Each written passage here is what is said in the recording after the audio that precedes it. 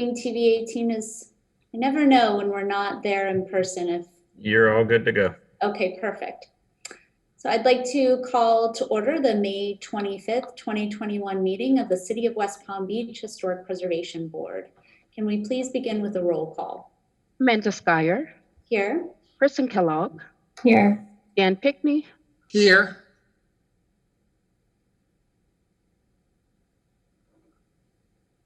Here. Ken Breslauer. Let the record reflect that Ken Breslauer is not present. Reginald Stambaugh. Here. Nick Casatley. Here. Keith Williams. Here. Thank you. We now move on to approval of the agenda for tonight's meeting. Do we have any changes by staff? No, Madam Chair.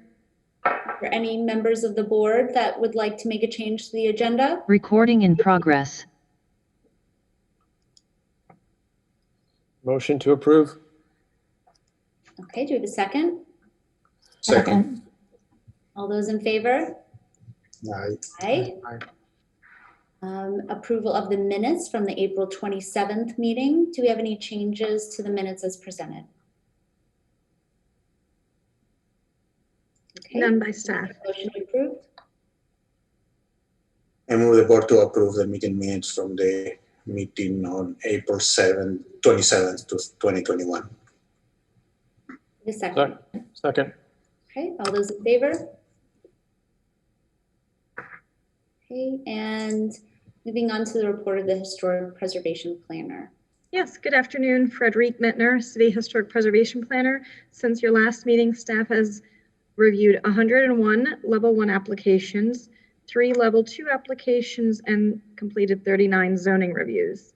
Under general communications, I did want to share with the board and any members of the public listening that our award ceremony is going to be moved to the July Historic Preservation Board meeting, because that will be our first meeting back in City Commission chambers and having a live meeting.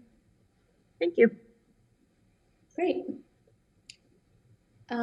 We now move on to remarks by the chairperson, and there's a lengthy script because it's virtual. Pursuant to Mayor Keith A. James's Executive Order number 2020-05 issued in April 2nd of 2020, the City of West Palm Beach's boards and committees are conducting meetings through media technology and have released the requirements to have a quorum of its members physically present at City Hall. On April 14th, 2020, Mayor Keith A. James issued Executive Order number 2020-09, which specifically provides the rules of procedure for conducting city meetings, including requirements for quasi-judicial hearings. To ensure the ability for the public to continue to participate in this public hearing, it is being streamed live and available for viewing in the City Commission chambers located at City Center, 401 Clematis Street, on the condition that social distancing be practiced. Additionally, for those wishing to access the meeting remotely, they're able to do so directly through the applicable Zoom webinar link, as well as the city's usual media channels, including WPB-TV 18, the city's website, and the city's YouTube, Facebook, and Twitter feeds. Anyone from the public who would like to provide comment on an agenda item is able to do so through the following: in the City Center Flagler Gallery by dialing 561-320-3872 and leaving a voicemail not to exceed 3 minutes, by sending an email or video recording to hpbpubliccomment@wpb.org, or by completing the online public comment form at www.wpb.org/public comments.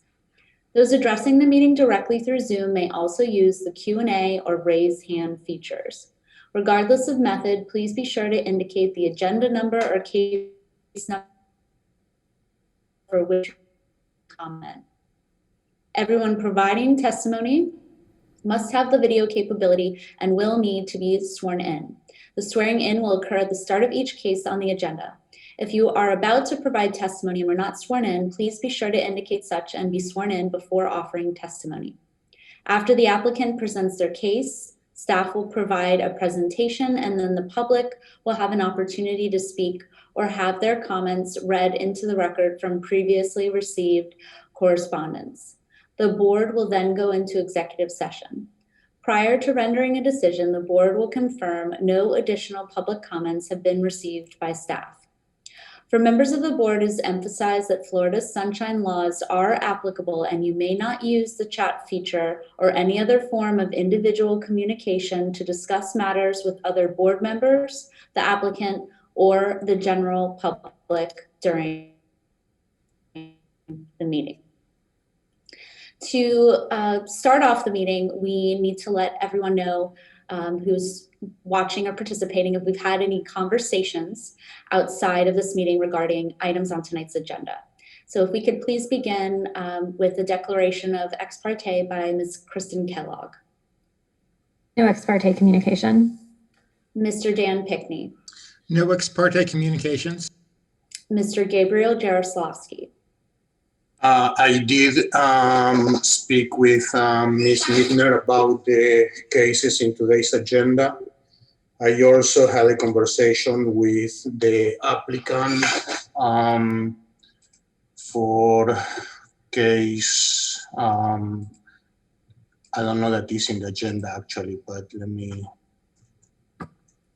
I'm sorry. So I spoke, is about the Norton project, but I can make my own decisions based on the evidence presented tonight. Okay. Mr. Reginald Stambaugh. No ex parte communications. Mr. Nick Casatli. No ex parte communications. Mr. Keith Williams. No ex parte communications, but I received a letter that was just sent out. I'm not sure if I need to declare that or not, regarding 710 Sunset Road. Okay. I think generally, Ms. Hare, we do not need to declare letters if they're sent to the entire board. Is that correct? There's no harm in disclosing Okay. that, family, but yeah, I think the whole board is aware of it and it will be available for the public to review. Okay, great. Thank you. Thank you. And Amanda Skyer, I did speak with one of the investors of the project at 201 Sunset Road, case number 21-29. And his name is Jeremy Myers. And then I also spoke with Ms. Mittner about the cases on tonight's agenda, but I can make my decision based on the evidence presented. And I believe that's everyone. And we now move into the public comment portion of our meeting. Do we have any members of the public that would like to speak on an item that's not on the agenda? Madam Chair, I'm not aware of anyone regarding non-agenda items. Okay, great. So we will move on to our consent cases now. And so it's case number 21-34, 741 Upland Road, case number 21-33, 310 Dyer Road, and case number 17-55C, 506 46th Street. Madam Chair, before I swear in speakers, I just wanted to make you aware that due to the absence of Mr. Ken Breslauer, Mr. Williams is a voting member tonight. Okay, thank you. All right. And also, I'm not sure, staff has not received any public comment on the consent items, but if there was anyone who wanted to speak on a consent item from the public. I just wanted to put it out there in case someone didn't identify themselves as such. I haven't seen any indication of such. Okay, and are all of the applicants related to these three consent cases, are they part of the meeting? Everybody who is logged in, the only one I do not have anybody for is 21-34, the first consent item. No one logged in for that case. Okay. And then Ms. White, did you need to swear? I can never remember from the last time if they need to be sworn in or not. I'm assuming no.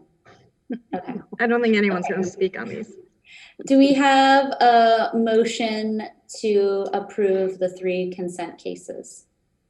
I move to approve case number 21-34, 741 Upland Drive, case number 21-33, 310 Dyer Road, and case number 17-55C, 506 46th Street.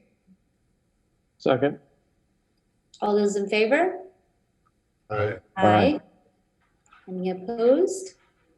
Okay, if you are one of those 3 addresses, your project has been approved. Thank you. Moving on to our continued cases for this evening. The first one, 20-56A, has been continued to the June 2021 meeting at the applicant's request. And so we will go right into case number 21-29, 201 Sunset Road. Actually, Madam Chair, not to belabor the point, but just to make sure everything is very clear, could we actually have a motion to continue it to the June 22nd? You'd like a motion? Sure. Please, thank you. Sure. Can we please have a motion to continue? I move to continue case number 20-56A to 53 Barcelona Road. Second. All those in favor? Aye. Aye. Aye. Any opposed? Thank you. Okay, motion carries. Moving on to case number 21-29, 201 Sunset Road.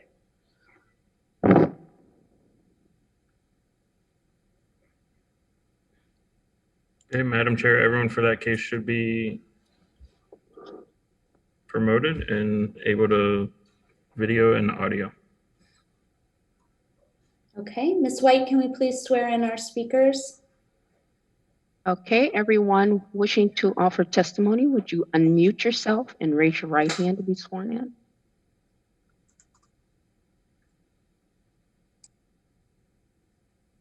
Do you solemnly swear or affirm that the testimony you're about to give will be the truth, the whole truth, and nothing but the truth? Thank you. Okay, thank you. And it's Mr. Laux, correct? I don't want to mispronounce it. Oh, you're muted. Laux, it's Laux. Laux, okay, apologies, Laux. If you'd like to please begin with your presentation. Okay.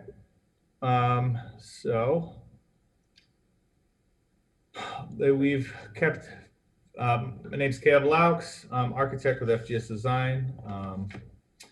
And general overview is we have a 2-story house on this lot. We've kind of kept the same dumbbell floor plan as last time. The main point of discussion in last hearing was the front elevation and its appearance on the street. So I'll go to those elevations first, and then I'll circle back to points in the community and other reference points that we were using to kind of inform that decision. So this elevation on the front, we've removed all of these panelizations, made it more monolithic masonry in architecture. And what we have added across the front is a sort of a second story veranda that you see in a lot of the colonial Spanish architecture, even direct Spanish architecture with wood posts and the wood corbels supporting a beam. And we've used that feature to drop the eave line on the center of the main mass across the front of the house. We've also used that feature to also wouldn't say unbalanced, but add some more visual interest from left to right. The house, the program of the house is more, the views are more important from this facade on the right side of the house. So those are more opened up, and the left side of the house is a more intimate side of the house. So those are more closed up. And the removal of the panelization was carried on to both the other 2 visible facades, but we've kept most of the fenestration, but it was pretty in keeping with the neighborhood, in my opinion, or in our opinion. So for that, and I know there was concerns about the length and the balance of the facade across the front, and so I hope that was obvious in our efforts to try to make it less symmetrical. Though we did, zoom out here a little bit, we did some research and looked around more carefully at some of the more symmetrical facades across the neighborhood. Most of these in this presentation that I show here are in the Spanish Revival style. Some of them are not, but they're important because they're adjacent and nearby. Like, for example, this one on Flagler, this 2631 South Flagler. That is a very long facade. I actually think it's pretty in keeping with the scale of our front facade. And even though it has the off-balance fenestration, it is a very strong centered and balanced facade. So we thought that was valid for point of discussion. Another valid point of discussion we felt was this one, it is not necessarily an LCID, but obviously probably one of the most important houses in the historic district. Very symmetrical. And you could probably take this house and drop it anywhere in LCID and it would live its life happily. And I'm sure everybody would be happy with it there. So we've taken cues from houses like this and the other similar houses in the neighborhood, and brought more of a vernacular flavor, which most of these houses show. Brought more of a vernacular flavor to the facades, and that's the long and short of the architectural interventions. And just to help drive the point home of the actual programmatic balance of the house, we have done a landscaping plan, which shows, like, we're trying to emphasize the middle and left bays that have more obvious views towards the water, but where we have a kitchen and our guest wings that'll be more private, we are closing those off the street. So the site wall really only emphasizes the center of the house, and we try to bury, so to speak, the rest of the house so that it's not as obvious and imposing on the street with the size of house that we have. And just a final counterpoint to the landscaping, I'd like to point out that the house that is directly, catty corner, but across the street, this house, this 190 Sunset Road, it's really hard to get a good picture of it, but it is pretty dead symmetrical. The only thing is you enter off center, but you can never know it's symmetrical based on the plantings. It was only, I basically have to walk up to the house and go behind those travelers palms to see that it even is symmetrical. So I think if there's any concern about it being a little too imposing and formal on the street, I think there's a good argument that with a certain amount of landscaping, we can mask that to some degree. So that concludes most of what I have to say. I'll zoom in on the front facade because I know that's the main point of discussion. And I'll take any questions or comments that anybody has to say. Khalib, I just have a couple questions. So I know the fenestration's changed. Has the height of the building changed and the length of it? You may have mentioned it, but I didn't catch it. The length does not change, but the height of the eave in the center bay, which we also reduced the pitch on as well to get the ridge down, that has changed. The two hyphenated the two bays on either end, those have remained. Okay. Thank you.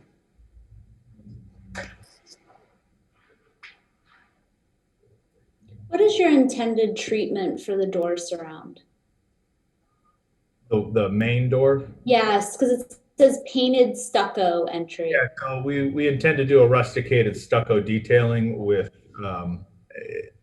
I'd probably we'd love to do painted stone, but I think the idea would be, if we can't do painted stone, I would like to back into painted stucco and just match similar details that are in the neighborhood of this rustication. And of course, the rope molding, the manual line rope molding that's around the top. Okay, thank you.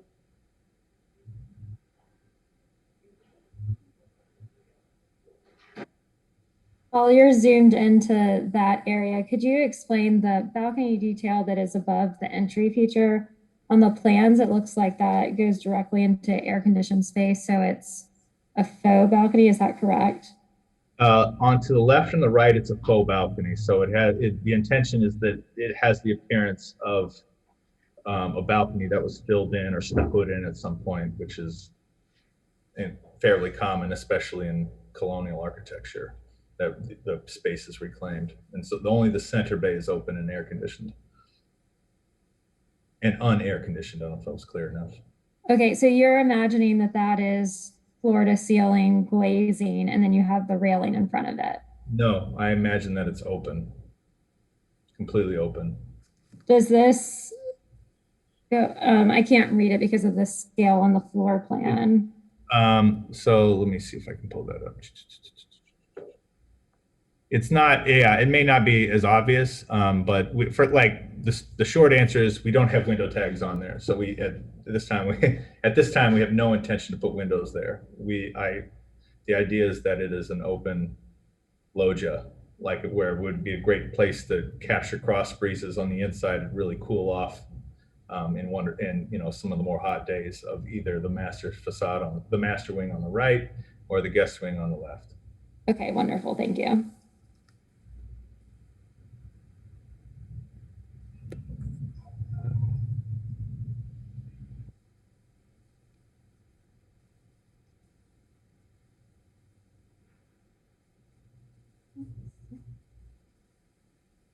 And so the part that you intend to appear enclosed, is that some kind of horizontal siding on the lower half?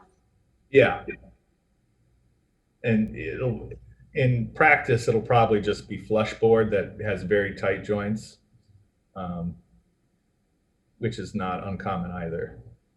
We could probably stucco it as well, but we thought it would just prevent it from looking a little too bland. It'll match the color of the trim too, and the columns.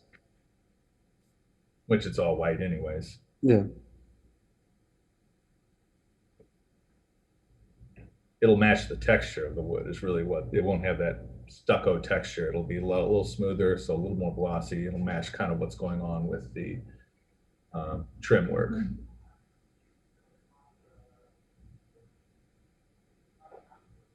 So would you characterize this house now as a Mediterranean style? I still categorize it as a Mediterranean style, but more of a vernacular Spanish Mediterranean. Okay, yeah. And have you seen the siding detail that you're proposing on any structures of that architectural style? I've seen it filled in before, yes, like that. It's sometimes the siding like that. Yes, or sometimes sometimes they'll continue the balusters in front, but we thought that might be a little too. I mean, that might be a little too staccato across the front for 7 days. So we have seen it that way. Do you have any properties in the neighborhood that you're alluding to that you've seen it that way?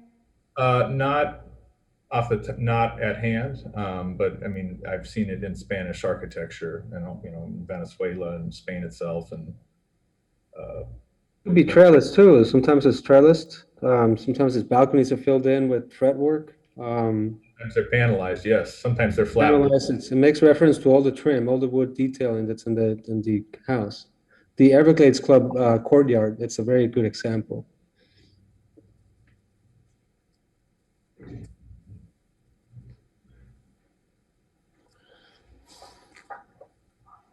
And what material did you say that was out of?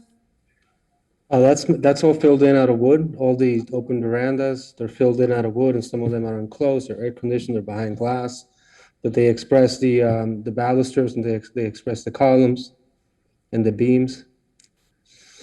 In this case, it'll probably be hardy plank because it's a more durable material, but it's meant to match the trim. So it'll look like a wood infill.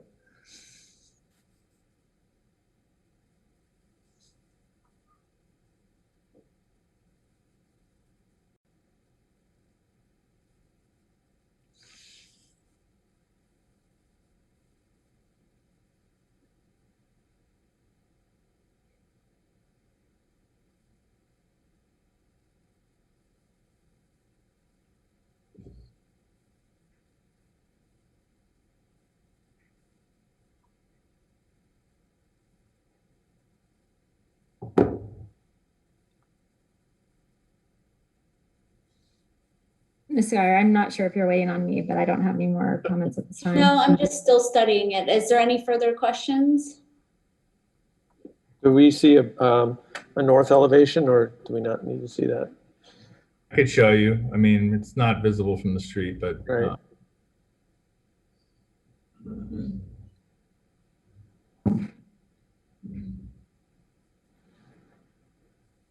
See, interesting is that I was going to say in the front, you know, you could bring down the windows a little bit further and not have so much exposed paneling, or you could have more stucco detail there. I was just seeing that in the back was. well, yeah, even in the back, we have it aligning with the handrail. Yeah, but the top of the rail.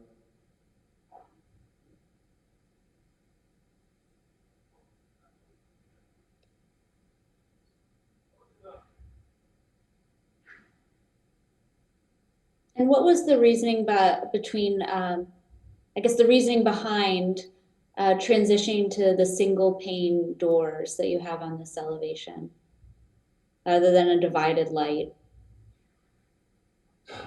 In this case, ideally, these would have been a situation where we'd almost be completely open as possible. Like there's for example, on the right side, there's a dining room. So the intention is to feel that has also been an enclosed-in loggia more than on the other side. But also because this one was not visible from the street, we felt it'd be a little bit more flexible with kind of glazing, especially at the dining room. And then it was just matching across on the left side. And what is flanking that water feature? So those are openings, wall there. openings through to the backside. So it's basically a covered loggia, the openings to the covered loggia, right? yes, Yeah, it's a two-story covered loggia with a staircase in it. Okay. It'd be cool to open the fireplace up so you could utilize it for the pool area. Just a thought, that's all. Yeah, we love it. Good idea. So I think, expanding to what Mr. Williams was saying, and this is just a thought, if you go back to the back elevation, it's kind of, the front elevation kind of is screaming to have something different in the middle, right? So you see how you drop those beams on this elevation. So don't you think that open loggia, that is probably a good idea? I don't know that it's very common in this area, but if you emphasize that in the main elevation also. In this case, the front elevation, that projects actually like, a foot or so. And we use that to help bring down the eave condition here so that we would kind of reduce the scale of that main bay. And we thought that any other like projections or emphasizing pushing it out even more would probably be a little bit of a bridge too far. So it goes back to the symmetry comment. Well, and we felt the loggia was doing a lot of work already, so we didn't want to try to make it doing too many tricks. So in the backside where we had kind of those Serralianas, we could make it go away and let those do some work. But in here on the front, we wanted it to be a little bit more, should I say humble? Yeah. But it's still,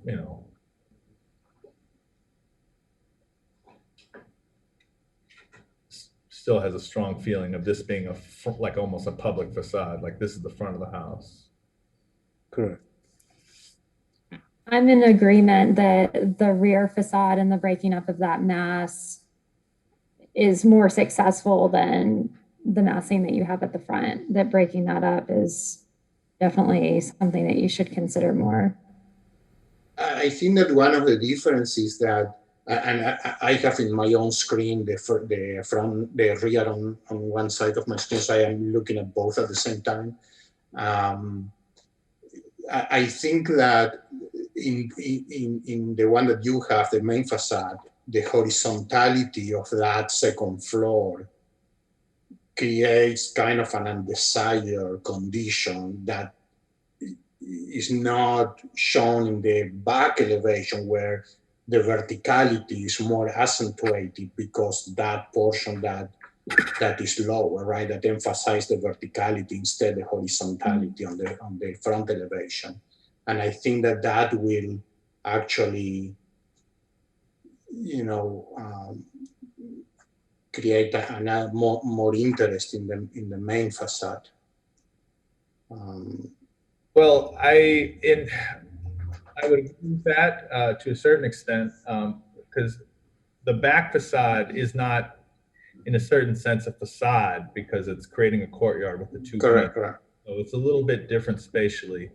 The other takeaway from the last meeting, and we felt that we were perhaps, this was kind of an interpretation, I'll say, but is that we had the center bay projecting out like a tower, and so really presented itself as a 5-bay, more formal composition.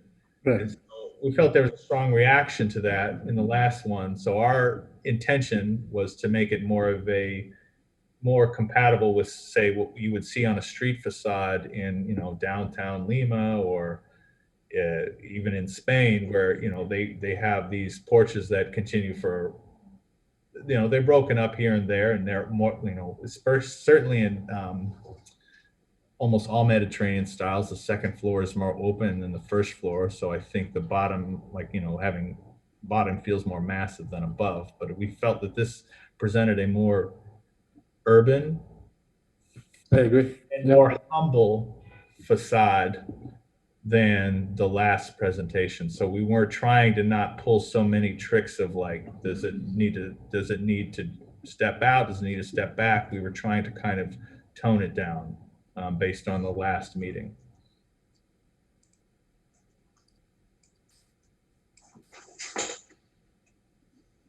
I appreciate you reconsidering the facade. It still feels very horizontal. Something definitely is needed to break that up. I also feel like there's a bit of a scale issue still with the front door. The front door has this kind of grand rustication, I guess, that you're going for, and then it's smushed beneath this larger balcony element. And it has a lower head height, which could be acceptable in some ways. There was one house that's on Flagler that you were referencing that has that. But the difference between what you have shown here and what is on Flagler is that Flagler has a larger entry feature that kind of makes up for that difference in head height. And what you have is a smaller rustication feature, and then also a smaller head height. So it feels like the whole entryway is underscaled beneath, because you're trying to squeeze it underneath this balcony element at the same time. The head height is actually quite similar. It's just an arch. It's arched. It looks like it's similar, but it's not the same. A couple inches, I guess. We could make it the same. Yeah, it's very close. It's within a couple inches if it's not. And this point still remains that you have this giant rustication surrounding it, and it's just an undersized feature. I think it's meant to be more of a statement feature than kind of trying to squeeze it into the space that you've created with the plan, because you have the balcony up above it, or the loggia space. I think there are examples. I mean, our focus was kind of, our focus for this review was kind of to take away from the formality and the imposingness of the front. Though for that specific detail, I think there's a few examples of doors just like this. And in fact, the particular inspiration for this door was, it's on Dyer Road, and I just can't remember the street number. It's on the north side of the street. Now I can't remember if there's a loggia specifically over it, but I'm sure there's a few examples that could be had of a similar condition of. Yeah, there are certainly examples of a rusticated detail they're not necessarily on a building of this scale and the symmetry beneath the loggia space. So I think, it's looking at all of the parts together and not the specifically that, yes, this element does appear. And yes, that is the one I was referencing, that it has a larger entry feature.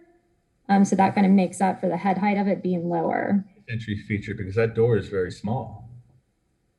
That's exactly what I was referencing. And so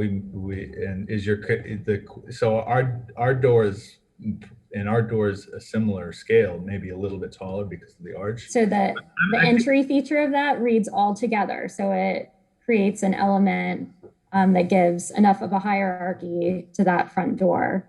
So again, it's just, all about the combination of the parts and not necessarily the specific detail being appropriate. It's how they all come together to form a cohesive building that's appropriate for the architectural style. Okay. We'll certainly study that. And to Kristen's point, the house, that front facade projects outward, which changes your eave line, which I think could be very effective in your front elevation. I think in that case, we've already projected at a point where the eave would, I think we'd have I've lowered the eave about as far as I could go to have an effective ceiling height in those rooms. So the whole point of that loggia across the front, for one reason, was to drop the eave by projecting out from the facade below. I think if you project that out any further, we'll have 7'6" ceilings in those rooms, or even lower.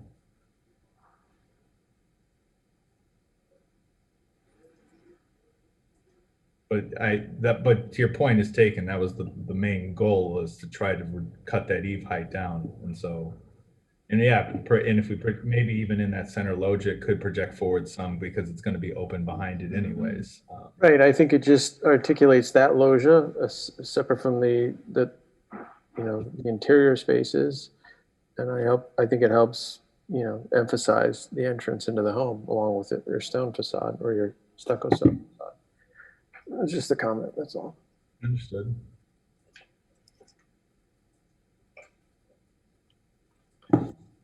Any further questions or comments?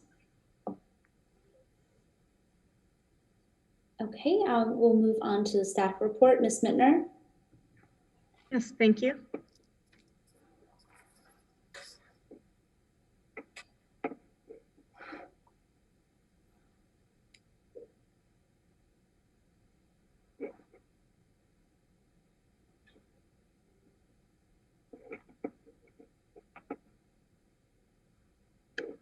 Sorry, just a second, please.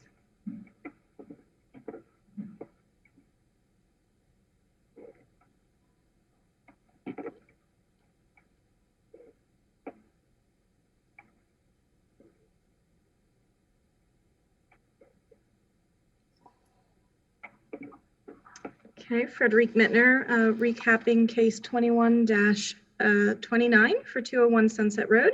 As the board is aware of, this was continued from the last meeting, providing the applicant feedback to improve the design and make it more compatible with the Elstead Historic District for this corner lot, the northwest corner of Sunset Road and Medina Way.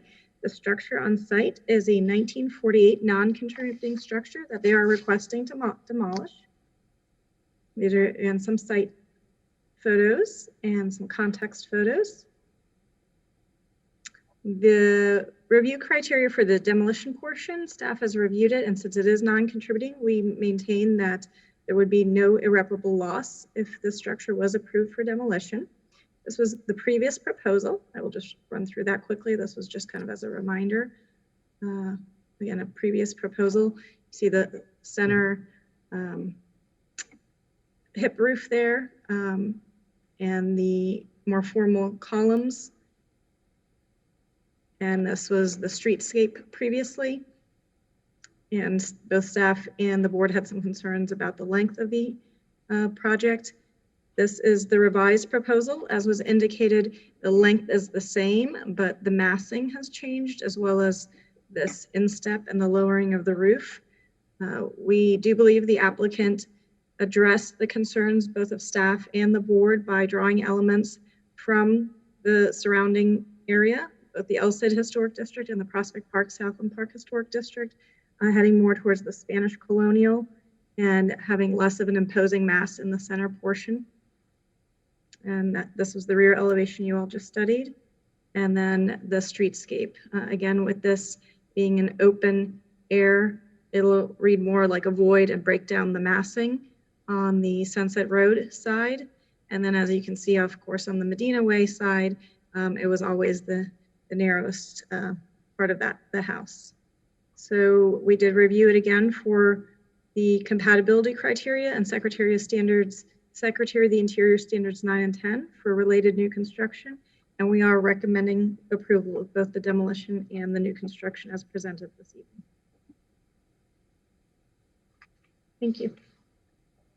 Thank you. Questions of staff?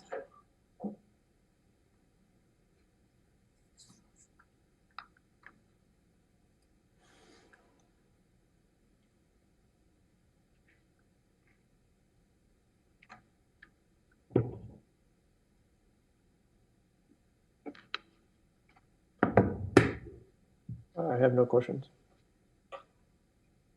Okay. Do we have any public comment on this project? I am not aware of any this evening on this. Okay. So we will go into executive session. Sorry, Madam Chair. I did receive a voicemail, but I want to confirm that it's for this case. So if you can go ahead and do executive session and then touch base before the motion. Okay. Thank you.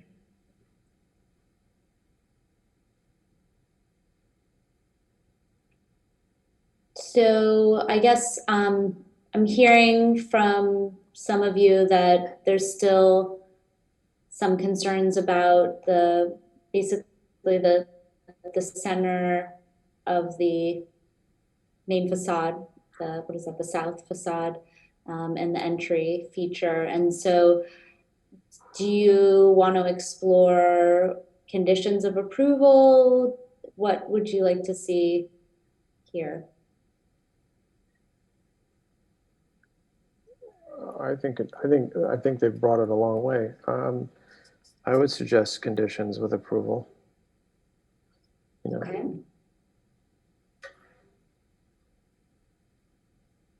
I don't think it needs to come back again. I think I agree. I appreciate the effort that has been made and the research that's been done into the surrounding properties. It's very helpful. And I think it's much more compatible. And I appreciate your comments about making it more humble, because I definitely think that a less formal presentation is a better fit for Elmstead. So what does anyone think about conditions, and what do you all think?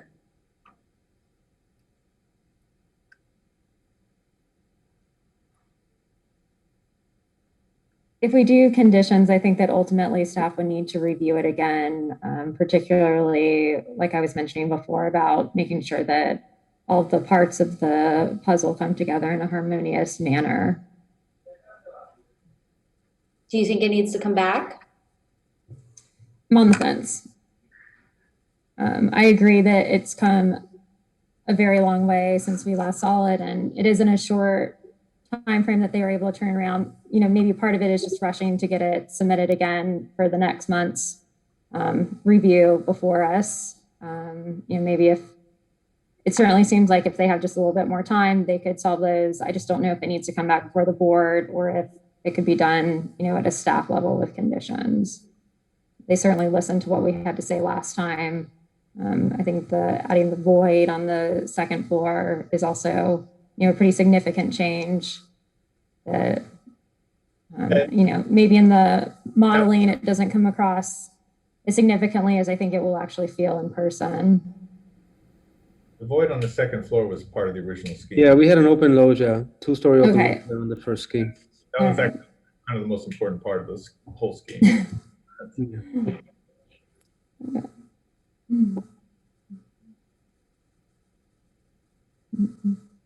I agree also. I agree that we can draft conditions of approval and not to have to come back to the board. Okay. I mean, I think that this is a much improved design since the last month we saw it first time. So And briefly, I agree that I don't think it needs to come back. This is a much greater improvement than what was presented last month. And I agree with staff. I think it could be approved the way it is, but I'm open to the architects on our commission on our committee to tweak it with some conditions. But I overall very, very impressed by the change. And I appreciate the horizontal issue that is there, but I think it's much better improvement than last time.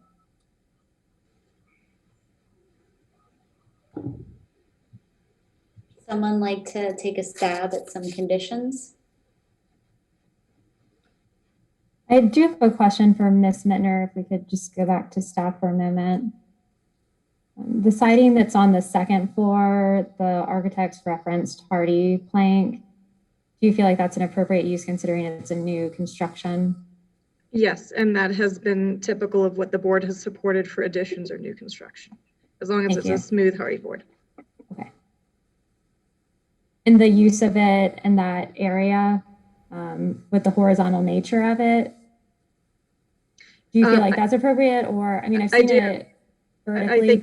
I think it really reads like a Spanish colonial property that you would have found in St. Augustine. And so even though West Palm Beach doesn't have a lot of Spanish colonial architecture, I think because of the blend of architecture in El Cid, where you do have Monterey homes, colonial homes that have the horizontal siding and the Mediterranean revival, I think that blend in this new construction makes it a unique and distinguishable entity, and I think it is appropriate. Okay, great.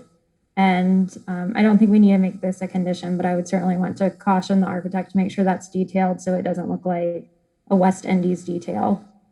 That's how it's coming across in the elevations. Understood.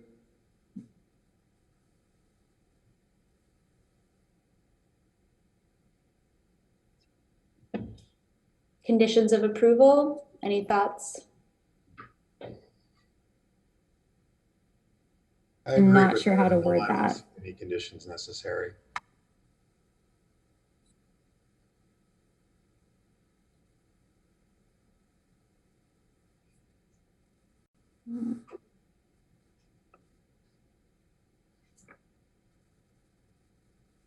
Mr. Jaroslawski, do you have any recommendations on how to put into words what you were expressing earlier for a motion? I mean, we can. I think that the concern is your concern about the centerpiece, right? The entrance, the entry door, and how the loggia works with that up above it, right? So do you think that in some way we can say, I mean, I'm pretty confident that staff can work with them to try to improve just that portion of the design. So I would just say that, you know, the applicant will work with staff to study the entry area, like exactly what you said before, right? To make it work as a more cohesive entity or something like that. Ms. Mittner, does that give you sufficient direction? Yes. Okay.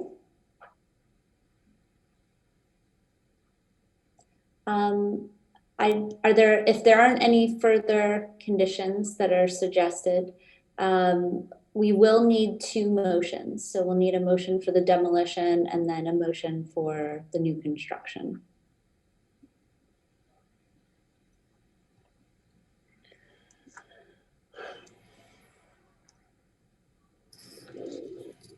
Ms. Midner, do we have clear what type of glass are being used? Is all in order? I believe they were speccing clear glass. They know it's clear glass on the front elevations. I do believe it was a low E on the sides and rear. Okay. Thank you.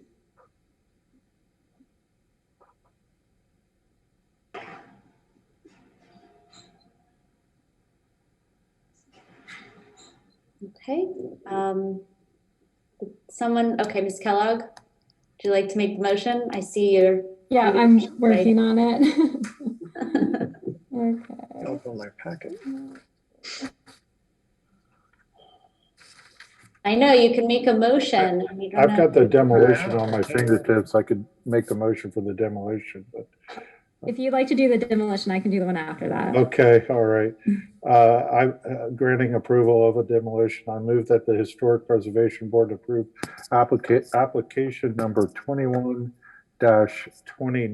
for demolition in accordance with the demolition guidelines as set forth in the Historic Preservation Ordinance Section 94-49 of the city's zoning and land development regulations. The motion is based on the testimony presented along with the application submitted and the staff report, which constitute competent, substantial evidence. Do you have a second? Second. All those in favor? Aye. Aye. Any opposed? Okay, motion carries. Okay. I move that the Historic Preservation Board approve application number 21-29 for new construction in accordance with the Secretary of the Interior standards for rehabilitation, specifically standards 9 and 10, as well as the additional criteria set forth in the Historic Preservation Ordinance section 94-49 of the city's zoning and land development regulations. The motion is based on the testimony presented along with the application submitted and the staff report, which constitutes competent, substantial evidence. In addition, the approval of this request is made conditional upon the following restrictions, stipulations, and or safeguards that I move are necessary to ensure compliance with the purpose and intent of the Historic Preservation Ordinance and the historic preservation element of the comprehensive plan of the city of West Palm Beach. And the Secretary of the Interior standards for rehabilitation, specifically standards 9 and 10. The conditions include the following. The horizontal nature of the middle part of the front facade is broken up, and look at reworking the entry feature with staff approval. Do you have a second? Second. All those in favor? Aye. Aye. Any opposed? Okay, motion carries. Thank you both, and I think we'll see you for another case and not too long. Thank you. Thank you. And thank you again for really taking into consideration our comments from the last meeting. We really appreciate it. Wonderful. Thanks so much. Seeing the landscape, very helpful. Yes. Absolutely. Moving on to new business, case number 21-35, 504 N Street.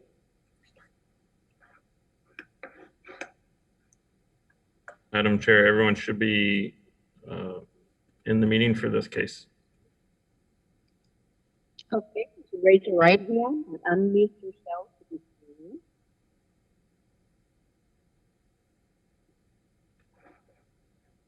Solemnly swear affirm that the testimony about the case. I do. I do.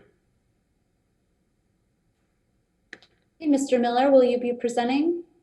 I prefer for Ms. Mintner to do the presentation. Okay, we'll let you know if we have any questions. Ms. Mittner? Thank you.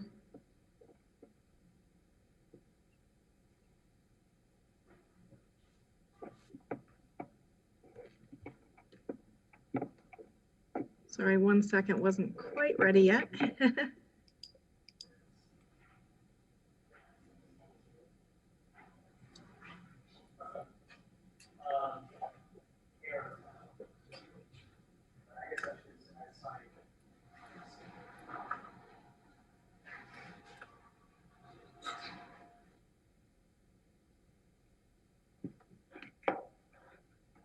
Okay. Case 21-35, a request for new construction on a vacant lot at 504 N Street. It is just west of Alabama Avenue in the northeast corner of the Grandview Heights Historic District. As you can see, it is indeed a vacant lot and has been so for many, many years. It is surrounded by a bungalow structure to the east and a new construction of an Art Deco to the west. However, the prominent architectural style in the Grandview Heights Historic District is indeed the bungalow style, and that is what's being proposed here. This is a survey of obviously just the vacant lot with north up here for N Street. This parking pad will be removed. At one point, it was part of the other lot, but is not required because both of the other lot does provide adequate off-street parking. What's being proposed here is a new one-story single-family residence and a pool, separating it with its accessory structure, which will house a one-car garage and a guest suite. So these are the floor plans. It does have a large front porch, very simple open floor plan, and then again the guest suite and a one-car garage accessed off the alley on the south. These are the elevations with a double front gable here and a gable with a shed roof on the back porch. It has the truncated columns and then the simple columns in the back, typical 3/1 windows. These are the elevations of the guest house and how it fits into the character of the street. Typically, staff would want to see a couple steps of entry into the front door. However, with the floodplain elevation requirements, we actually feel that in this situation, it distinguishes it as new construction and keeps it in line with the roof lines on either side of it. So that's why we did not include a condition for a few additional steps into it. We also believe it meets all the compatibility criteria in the zoning and land development regulations, as well as Secretary of Interior Standards number 9 and 10 for new construction. And so we are recommending approval. Thank you. Okay, questions of staff or the applicant?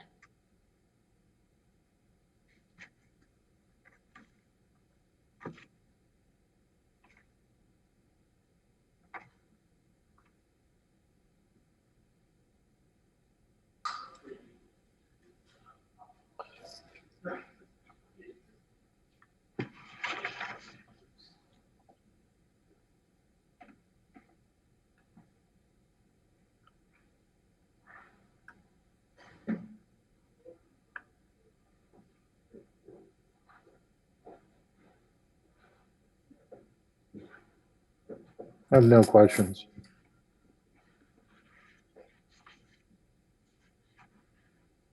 Ms. Minder, how deep is the front porch?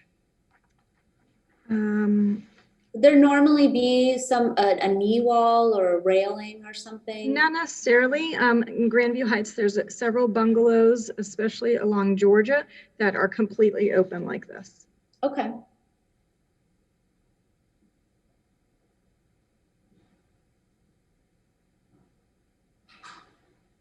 I can go grab the large set to give you the exact depth of it. No, or that's okay. That's not necessary. This is helpful, the floor plan.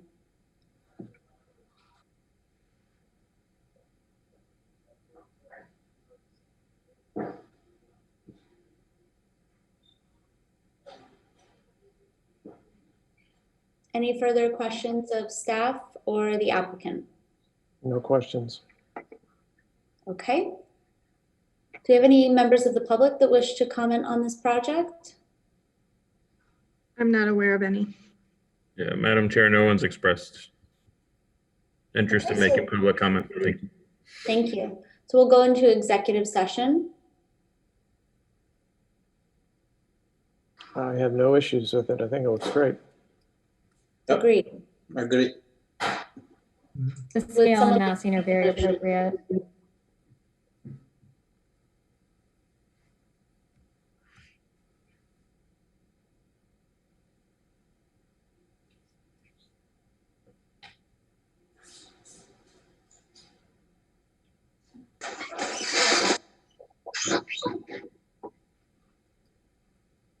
No more comments?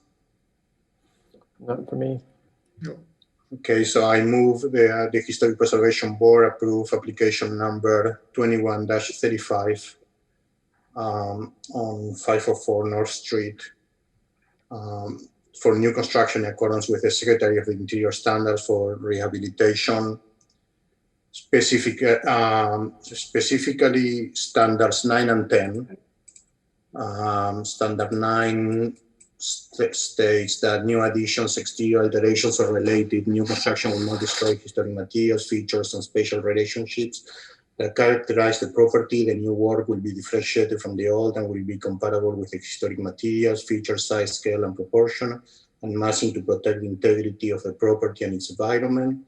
Standards 10 states new additions and adjacent or related new construction will be undertaken in such manner that if removed in the future, the essential form and integrity of the historic property and its environment would be unimpaired, as well as the additional compatibility criteria set forth in the Historic Preservation Ordinance, Section 94-49 of the City Zoning and Land Development Regulations. The motion is based on the testimony presented, along with the application submitted and the staff report, which constitute competent substantial evidence.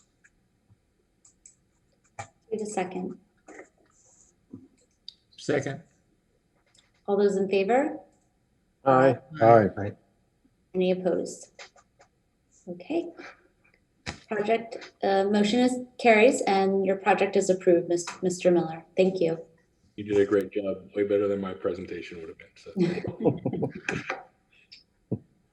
Moving on to case number 21-39, 2745 South Flagler Drive.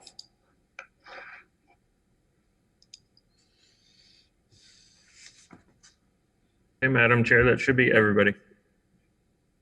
Okay,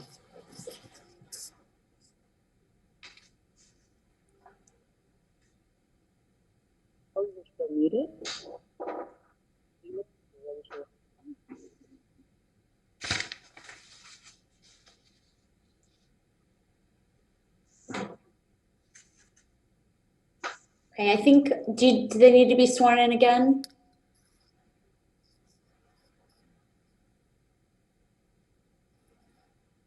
Hope we're having a We hard do time. have public comment. Would you like to swear the public in for this case now, or? I think we usually do it before they speak. Got it. Okay, do they need to be sworn in again or are we set? It's a different case. Oh, okay. So please raise your right hand to be sworn in. Do you solemnly swear or affirm that the testimony you're about to give will be truthful? I do. Yes. Thank you. Mr. Laux, will you be making the presentation? I will.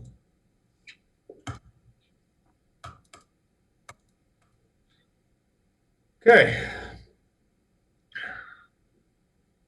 So we'll go into well, we'll start with the plans. This is a mid-century house, block walls, split level, with the split level being wood framed above. Let's go to the existing elevations. Plaster on the block walls below, board and batten above, concrete tile roof. Pretty straightforward and simple for mid-century.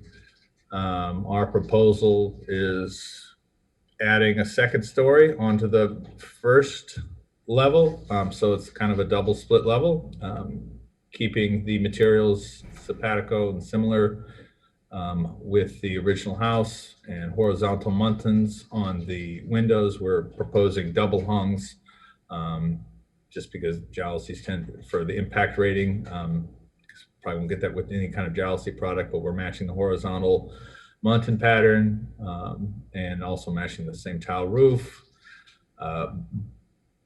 We are presenting, we're also proposing on the addition, it's not the hardy plank with as a board and batten option, boral board in this case, same thing.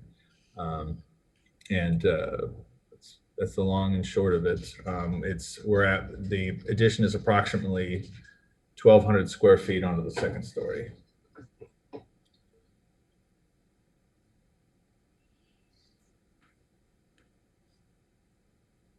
Questions of the applicant?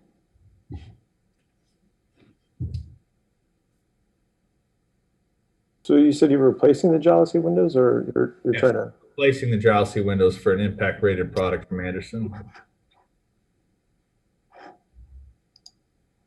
And so currently there are some shutters, but we're going with the cleaner look and relying on the rating of the shutters to do their job. Up the window. Rating of the windows to do its job. And the curved wall in front, that remains, correct?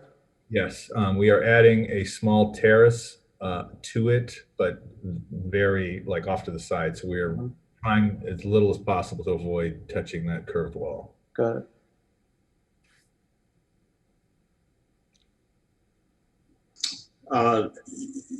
Are you aware that there are two conditions of approval, right?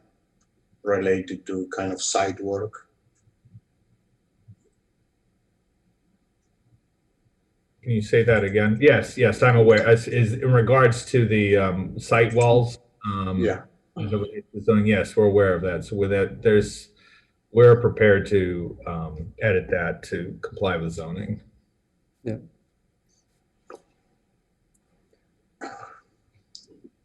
So what, if you look at that east elevation, that I really don't know if it's the east, well, I know what is, but, you know, I have to say, you know, respectfully, I kind of, you know, the presentation itself has some issues. You know, for example, the east elevation in the existing condition says north elevation. I'm sorry, says, the north elevation says south elevation and vice versa. So for people that is not accustomed to look at plans very often, it's very difficult to understand. Also, the fact that in the site plan, the north is to the top, but in the floor plan, the north is to the right. It's kind of difficult to read. But in the main elevation, you know, I have a problem. One of the issues that I'm having is with that roof, that you see that little, I will call it pimple, that is there tucked into in between the lower roof and the higher portion of the house. I don't know what is that. I think that is the stair. Yes. Poking above the roof. Yes. And go ahead. Yeah, go ahead. Oh no, yeah, that's the stair. There's no way to get a clearance into the two masses for the split level. To that concern, we could probably maybe do a larger cricket, but let me see if I can the 3Ds. We're pretty. I think, in my opinion, that a roof, an additional cricket, a big roof needs to be added there. I mean, not a big roof, but a roof to conceal that element. You know. Also, I don't know, but I don't think that you can slope the roof against the wall of the higher portion because water is gonna accumulate there, right? So you will need a cricket anyway. Yeah. So yeah. Why don't create a roof that will have a ridge that will run, I believe that is north-south, you know, to conceal that, right? That's a fair point. I think the big concern is trying to, like, I felt what I've done here with, you know, we could probably do a very low slope cricket on those inside corners, is that trying to keep that mass as not visible from the street. So my goal was to kind of just make it as small as possible and not make it a larger roof. We felt that, especially with the simplicity and kind of clear understanding of the roof shape as is. I mean, even, you know, in the existing roof, for example, which is not obvious in the 3D, where to The existing roof has a flat portion above it just to clean up its own roof line. So I thought in this sort of mid-century house, adding more roof massing would kind of confuse the same feeling of the massing of those roofs. So again, I think you do have a fair point as far as like, maybe there might be a better or different way to treat it. And we'd be open to exploring that. Okay, thank you. Yeah, back to the front elevation, please.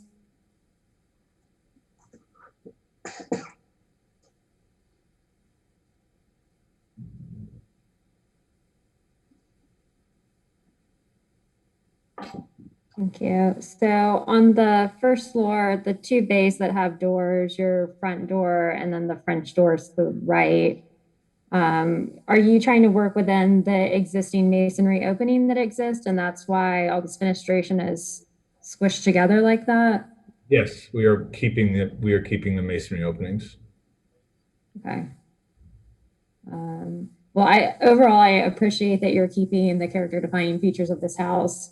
I've always found it charming and a bit unexpected for its location on that curved site wall in the front, and then the board and batten detailing that you're talking about, very typical for a style like this.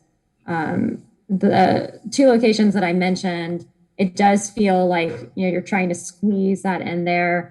Maybe if you looked at just modifying those openings a little bit to make them feel more proportional to the doors adjacent to it, I think it would be more successful. But overall, I appreciate you embracing the style that this house already has. I have another comment now that you have a north elevation on the screen. The three windows on the bottom in the first floor on the right side. I don't know what the board feels about these, but these are original windows. I mean, these are not original windows. You are modifying the original windows. So I don't know how you all feel about that, but I do believe usually we try not to touch original windows, or original rough openings. If you need to replace one window, we'll go in the same rough opening.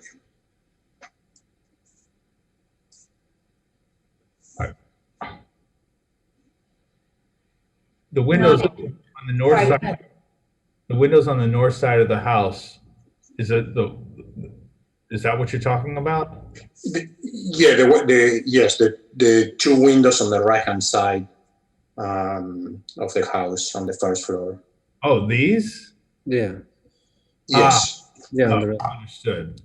Yeah. Okay. I think we have a wall there. That's fine. We could do that from the interior and keep the opening the same. Yeah.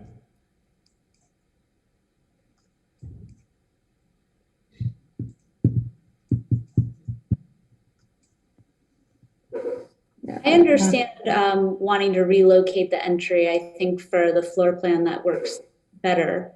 So you have a proper size living room. I think my main concern is the French doors, because referencing back to, preserving the character defining features, the removal of this picture window and then creating this terrace there, I think it's a bit confusing as to what is the proper entry in terms of hierarchy. That's what I agree. Yeah. Understood. Well, that particular feature was was an alternate in our programming, just as like really functions the Florida room, this front of the house. And so we don't have a landscaping plan for this yet, but the idea was we'd landscape it so this would be a little bit more obvious. No, I shouldn't say private, because the way it faces the it's a little more obvious as it's kind of a side outdoor room. However, that, like I said, that was a programming alternate, and we're not 100% tied to keeping that. What if that was just a big picture window. like it is. Yeah, that would work. That'd No, be great. yeah, we're fine. That's something we're happy to consider is keeping the way it is. I mean, I would be fine with a French door opening onto the existing kind of terrace area if you wanted to do that on the south elevation. Oh, Because it wouldn't be so noticeable, the transition from windows to a door. Because Right. you have that wall there. Or even the north, but I don't know if you have the room. No, north is tight. Yeah. Yeah, but the picture window on the east elevation there is fine. That'll work with the program. Definitely gives a nice living room space by relocating the entrance.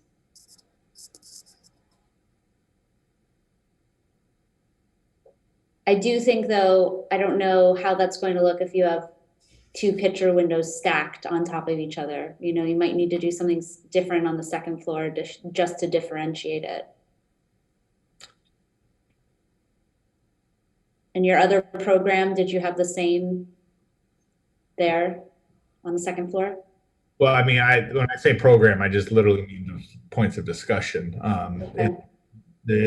The masonry openings aligning was always part of the scheme, so that at least tectonically and structurally they make sense.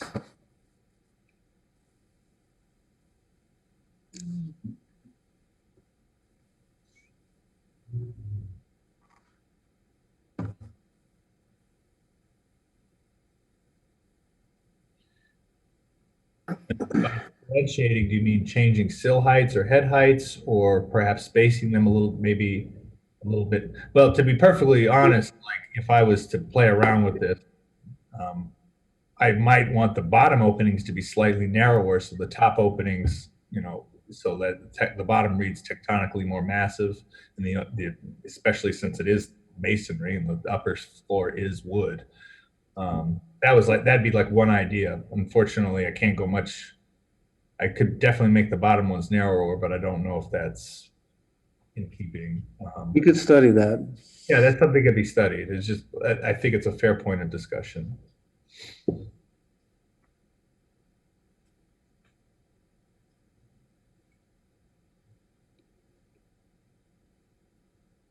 And is the window over the new entry, is that based on an existing, the dimensions of an existing opening? Height-wise, yes. Width-wise, no. It's a little bit awkward because of the eave on the left side coming in. Ideally, it'd be nice to have that be really like a double window, or but because of that eave condition and its centering position above the door, it was a little bit of a compromise where we landed width-wise. But it does match the windows on the first floor, like the ones next to the flanking the door. Actually, it matches the ones flanking the two doors that are shown. Sorry, my screen went wild.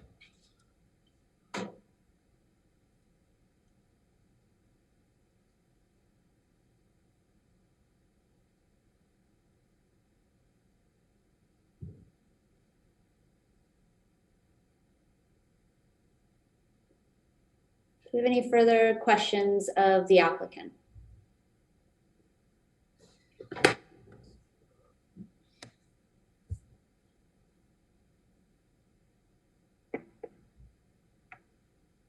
Okay, thank you. We'll move on to the staff report.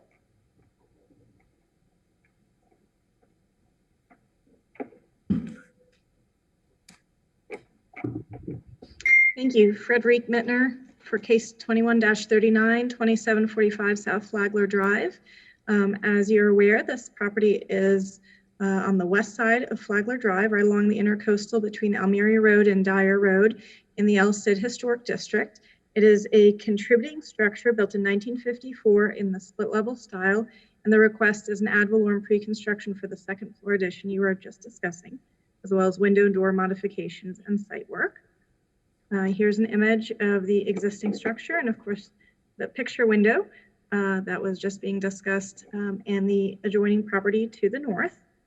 There's some more site photos showing the details of currently they do have roll down shutters. The new product would be impact, so you wouldn't see this element. And the wood vertical board and batten would be retained in its existing location, and the new addition would feature a hardy board product to replicate this, to also distinguish the new addition on the north side.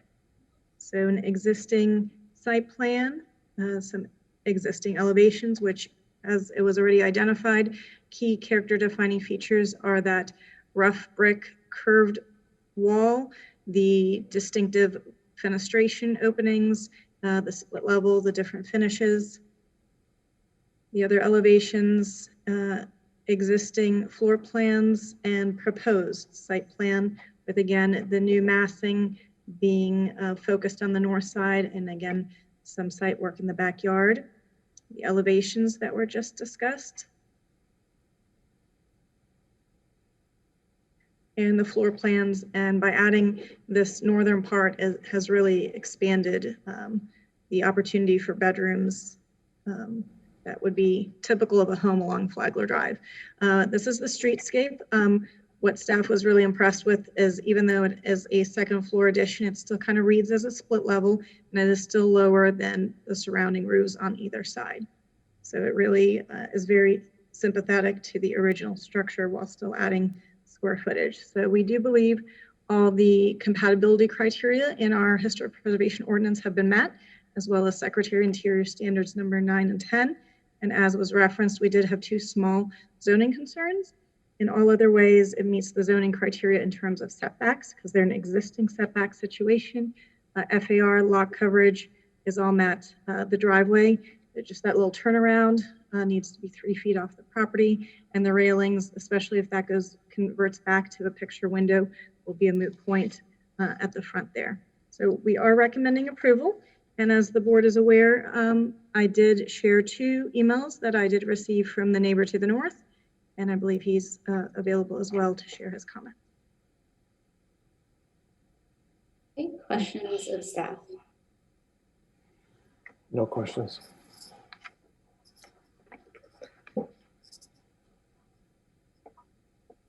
Okay, we will go into public comment then, please.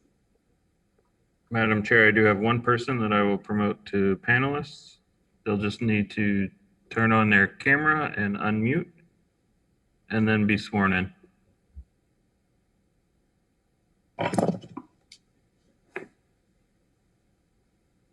Solemnly swear affirm that the testimony you're about to give will be truthful. Yes. Okay, Mr. Platt, you can proceed. Hi, good afternoon. Thank you all. Some good presentations so far. My name is Campion Platt. I'm an architect. I live to the north of this proposed addition, and I'm just going to read 10 points I'd like to bring up here for your review and consideration. I believe the property fails code requirements, Article 3, Section 94-83B2E, minimum 20-yard combined yard setback. The current setback is only 14 feet 7. So I believe that the addition that's adjacent to our property 5 feet away should be set back further into the property. The proposal fails the solar access and/or solar setbacks, as they're termed, and provide that any new structures be constructed as far south on lots as feasible.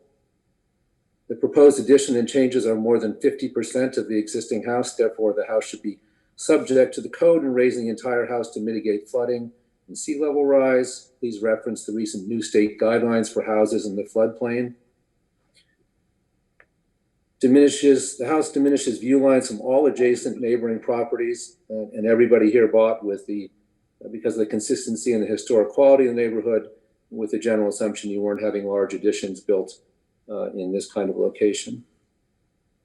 The proposed south elevation facing our property to the north has 5 window types in this single elevation, with no other detail to break the mass of the big structure that overhangs our property.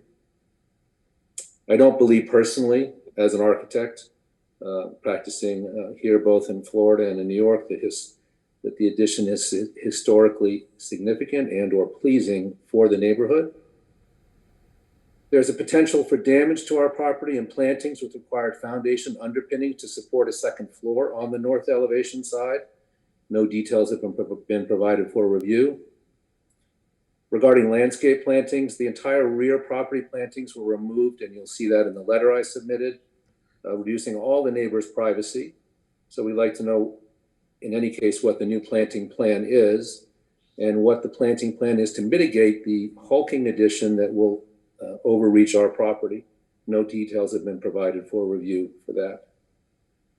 In consideration of the other neighbors and in the area, parking would be an issue. There's no parking allowed on South Flagler for construction, and the house is mid-block, as you well know.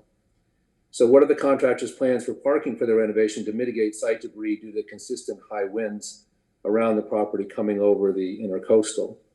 I imagine, as I've done a lot of construction, there's a tremendous amount of debris, and that'll all be flying into all of the neighbors' properties because of the swirling winds around this area of the intercoastal. As I understand, the developer, owner, broker intends to make the large renovation to rent out the house, not to live in it with us neighbors nearby.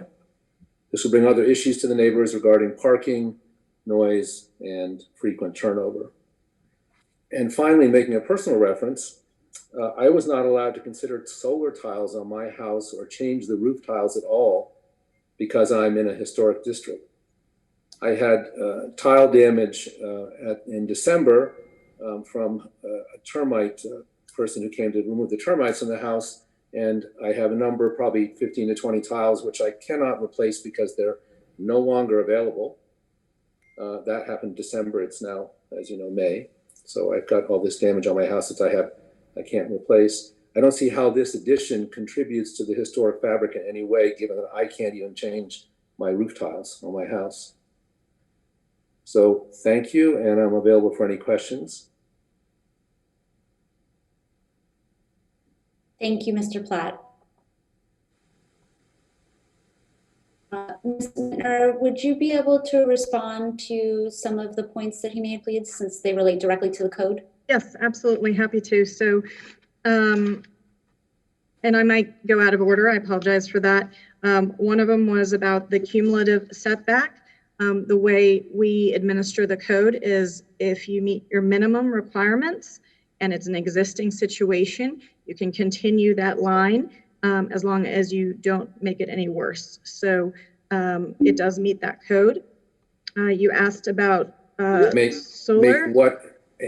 Make what any worse? So let's say, I believe they're at 5.3 on the setback. They just couldn't go to 5 feet. They can follow the existing line up, even if the cumulative is not met because it's an existing situation. So it does meet that code. You mentioned something about solar lines. We do not have that in our code. That's not a requirement to put the massing on the south side of a property. You asked about landscaping. Landscaping submittal is not a requirement for the Historic Preservation Board, nor do we, this board or staff to this board, have purview over landscaping, but it will be a requirement as part of the building permit process. You asked about the flood elevation. The 50% contributing historic properties are exempt from that. That is actually one of the benefits of being a contributing structure. You had a concern about your roof tile. Yes, we did speak about your roof tile. And I think we were both optimistic that at some point there would be the roof tile that would more properly replicate a barrel tile in solar, but that had not been formed, is not created yet. So you can certainly replace your existing broken tiles with new barrel tiles. It was just the solar tiles available hadn't been created in that shape yet. And I know you had a couple others, but that's what I jotted down. I assume the letter that I submitted was submitted to everybody on the board here? Yes, it was. They received both letters, the one from 5:23 at 9:18 p.m. and the one from 5:24 at 8:26 a.m. They received both. Right. So or were sent both. Right. I would just reference I did a little site sketch from my rear yard showing the existing elevation. And so it's this, I actually like the house too. I think it's kind of quirky and fits in nicely into the neighborhood here. much different than the more historical Mediterranean styles. However, putting such a large, massive, bulky addition on and lopsided, I don't think the elevations in the front are pleasing at all. I think the comments made by the rest of the board members regarding the window sizes and door openings at the entry are very valid. I think that's all bad.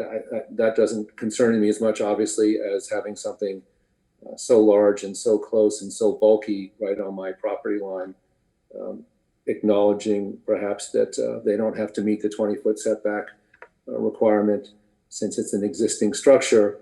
I would think that the board would consider the fabric of the house and its conditions in relation to other neighbors and the view lines from all the adjacent properties, in addition to the general massing of the house, and might consider a different placement of a second addition that is that's set back a little bit more, plays a little bit more with the massing. As you can tell from that north elevation, if you want to pull it back up, it looks like a army barracks, and 5 different window types.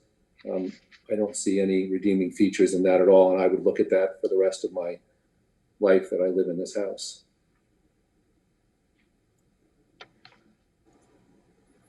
We appreciate your comments, Mr. Platt. Thank you for taking the time to participate and for the letters that you sent. We'll certainly take all of your points into consideration during our executive session. Thank you for your time. Thank you. Do we have any further public comment? Madam Chair, I'm not aware of any additional public comment. Okay, so we will go into executive session.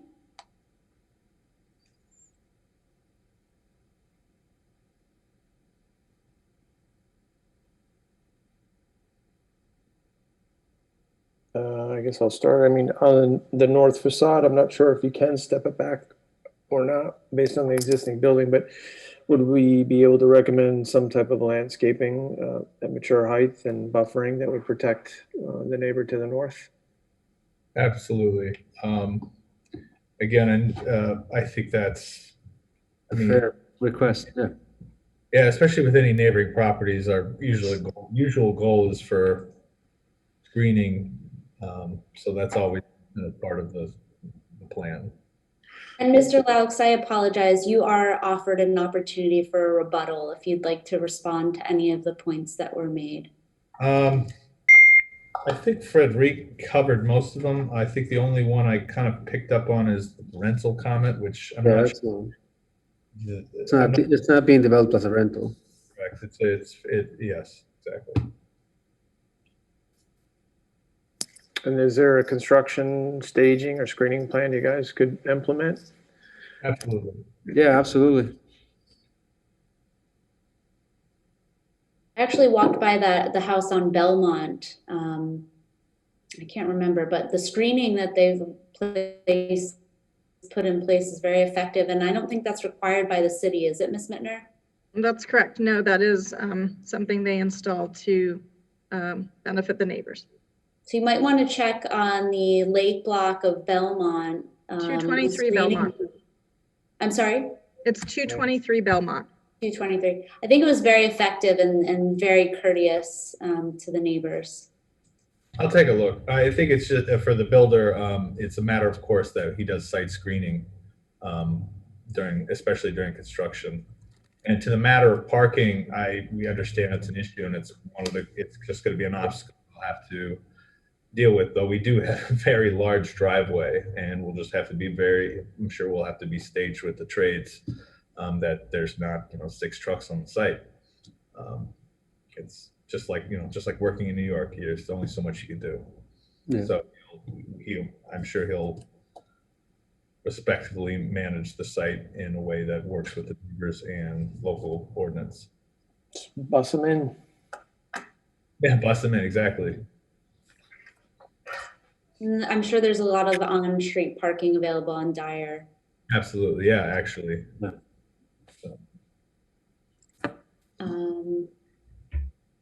Okay, so is there anything further you'd like to add, and then we're going to go into executive session? Not specifically, because especially since I don't have his 10 list of 10 items in front of me. But again, I think most of the things were hit on. So Okay. It was, I think most of it was captured in his email. I shared that with you as well via email. yeah, yeah, and I think most of them have been answered. So yes, I have no more further comments. Okay, so we'll go into executive session. So it sounds like perhaps maybe the roof line needs further study and the fenestration on that east elevation. Was there anything else that I missed that we discussed?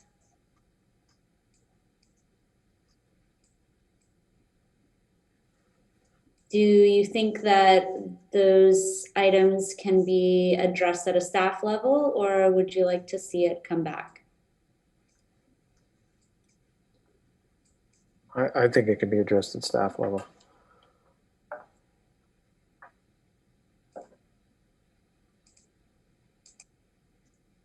I mean, I have the two concerns. One is that roof, the stair showing up above the roof. That, in my opinion, should be a no. And then the fenestration issue where I am not sure that, there are windows on the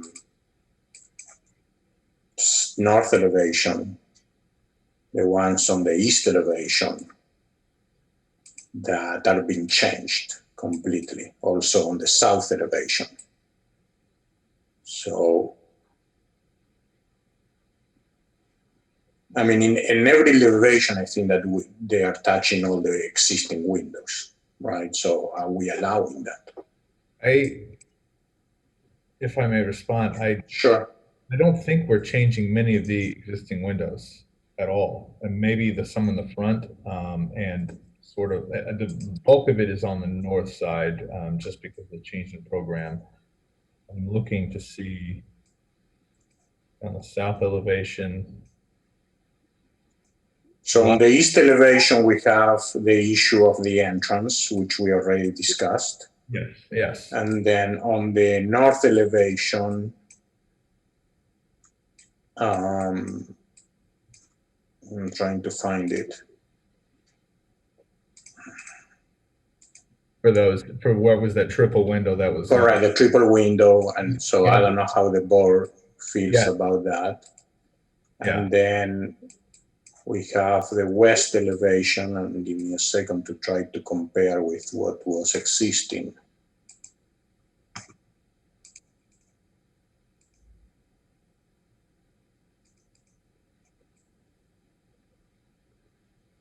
Oh, yes, we clean, yes. And that facade, yes, I see what you're saying. So that facade, we're a little bit more cavalier because it's not on the street elevation. Correct.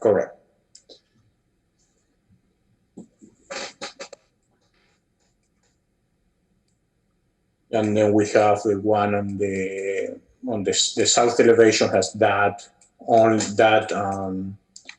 window that you are changing now. It's like a triple. I don't know what type of window is. If it's, I don't know, but it is different than what was existing. Oh, the one on the sunroom, yes. The one on the right of the facade. Yes, so that was, I think that's a point of discussion whether or not that remains as a picture window between or not. Correct. In general, the windows, it's a little tricky, but in general, we tried to play with the palette of the windows that were there and move them around and compose them where they fit. So I tried to get rid of some of the, especially for some of the fixed windows. I figured it would have been easier to, and especially in that area where we're having the door go out, and if we eliminate the door, it would make more sense to go back to the picture windows. on that one, on both of those two facades between. So that might clean up that issue.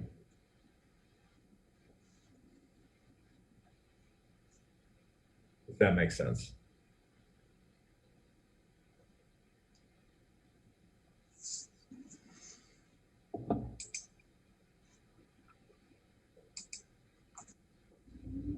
Mr. Jaroslawski, do you feel that we can address everything with conditions of approval?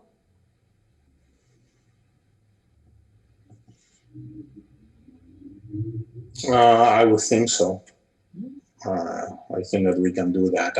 I am not sure what the, again, what the board thinks about changing existing historic windows with a different type of window than what was existing. So I want to hear somebody else, maybe Kristen, if she can give me her opinion.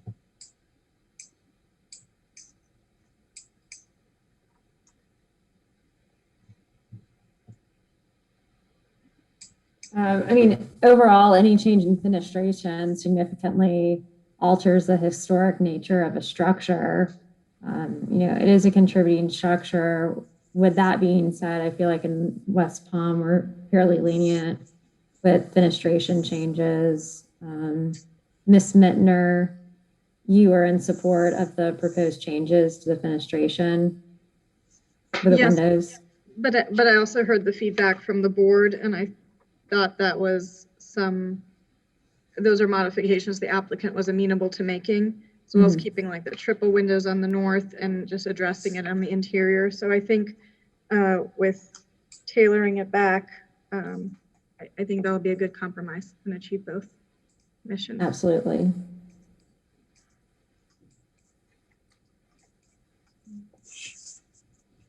I think we've communicated pretty clearly. Ms. Mittner, you feel you have sufficient direction?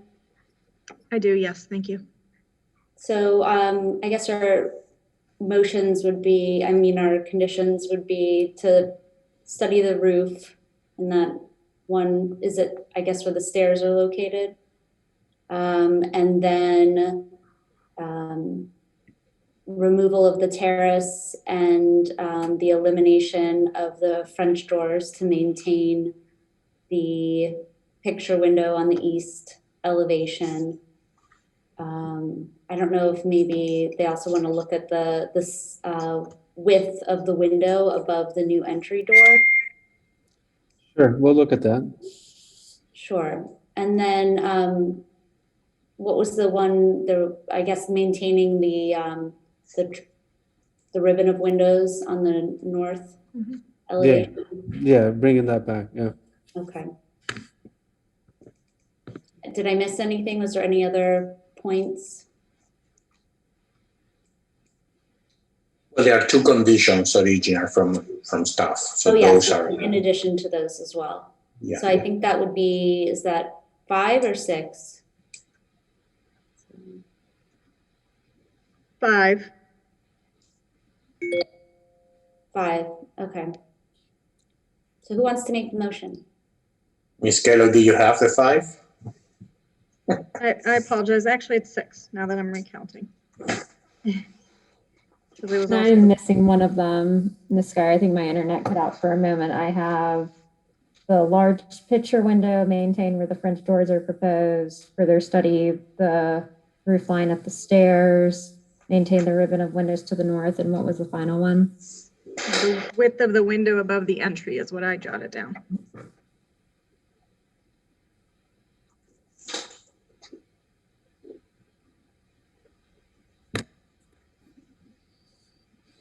And to the two architects on our board, do you think there's anything that can be done on that north elevation as far as the second floor?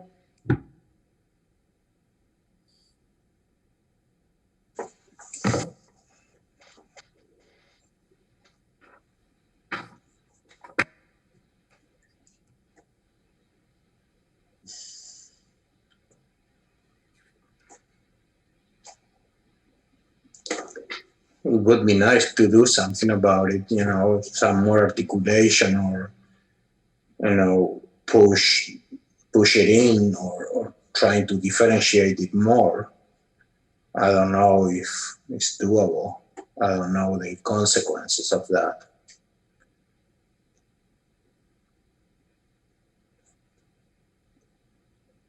I don't know if that maybe, I mean, I don't know if it's a way to push it few inches, you know, away in, you know, not to be aligned with the existing facade, you know, like 8 inches, 6 inches in, you know, making it a little smaller, the second floor addition. I don't know from a construction standpoint if that is doable. And I know that is something that we often request, to break in the plane. Correct. Additions. In horizontal is easier, no issues. Vertically, you want to use the lower wall as a bearing point for the upper wall, but if we push it in, where that bears, where that new wall sits on. So that's what I am not sure. Sits in the, maybe it sits in the new, maybe can be engineered in a way that sits on the plate, you know, on the new plate on the second floor. If I may, I understand the general comment, and my gut reaction is to see what can be done as far as pushing it back. My only concern is more academic, because just the nature of the house being the wood framed board batten structure on top of masonry base, kind of, I don't know, I feel like the step back might break the tectonic feel of that character of that mid-century house. I mean, I'd be open to studying where, like, say, a house like this steps back on the second floor and see how that tectonically expresses itself. But it almost seems, just from a gut feeling, that counterintuitive to how this type of house was built, to push it back from behind. I mean, it almost would make more sense to have it cantilever, which for a lot of reasons we don't want to do. So I just wanted to bring up that sort of academic point, but I do think that point has merit as far as exploration and further study. If that makes sense. Well, thank you, it does.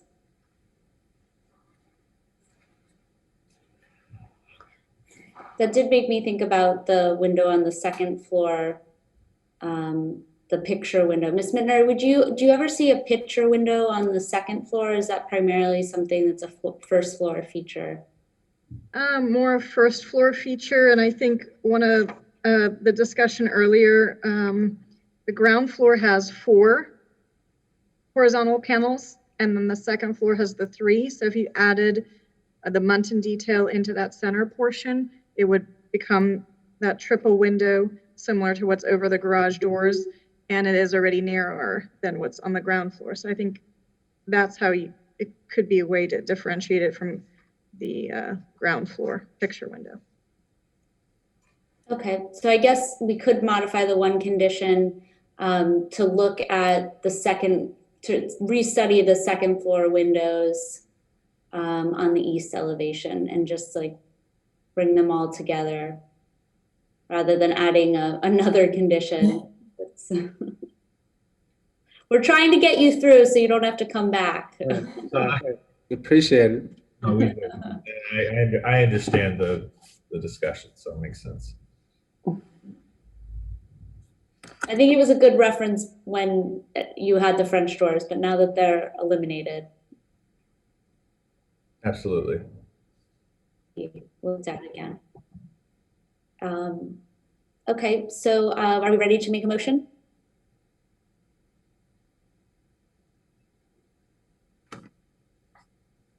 I think so. We'll see if I forget anything.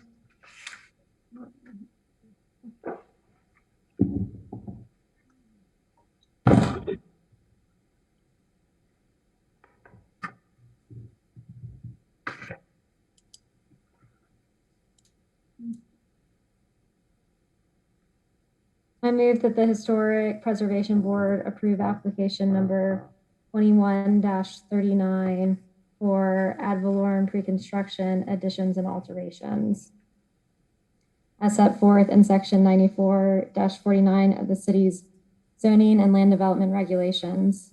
The motion is based on the testimony presented, along with the application submitted in the staff report, which constitutes competent substantial evidence. In addition, the approval of this request is made conditional upon the following stipulations, restrictions, and/or safeguards that I knew were necessary to ensure compliance with the purpose and intent of the Historic Preservation Ordinance, the Historic Preservation element of the Comprehensive Plan of the City of West Palm Beach, Secretary of the Interior Standards, specifically Standards 9 and 10, and the additional criteria as set forth in section 94-49 of the city's zoning and land development regulations. The conditions include the following. 1, the driveway shall be amended to be 3 feet off the property line and no new gravel. 2, the railings at the new steps shall be eliminated or lower than 4 feet.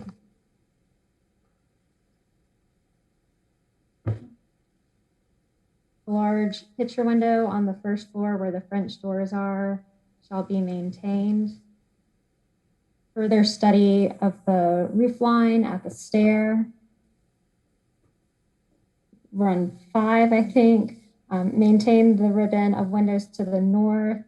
And 6, restudy the second floor windows. Should we add a condition about landscaping or protecting the neighbor? Or is that necessary? Are we allowed to make that as a condition? Because it's landscape. Yeah, I know we always say we don't have purview over landscape, Yeah. so I'm not sure if we're able to. Okay, just throwing it out there. I think in the past, Looks like the attorney is saying no. So I think I'll conclude my motion there. Sure. And is it evident that the terrace is to be eliminated outside of the French doors, or do you think? Let's add that. So 7, the terrace shall be eliminated. Is there a roof issue or did I miss that? You already said something. Yes. I think that was condition 3 or 4. Okay. Okay, do we have a second? Second. All those in favor? Aye. Aye. Any opposed? Okay, motion carries.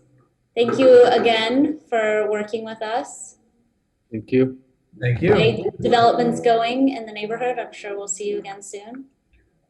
Excellent. Good luck with your projects. Thank you. Moving on to case number 21-36, 5311 North Flagler Drive. Okay, Madam Chair, that should be everyone for this case.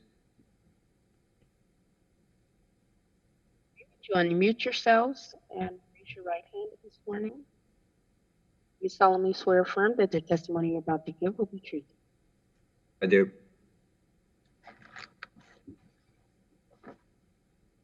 Okay, if you would like to go ahead with your presentation, please. Speaking to me, correct? Yes. Okay, I wasn't sure. I've never done this before. All right. Screen share.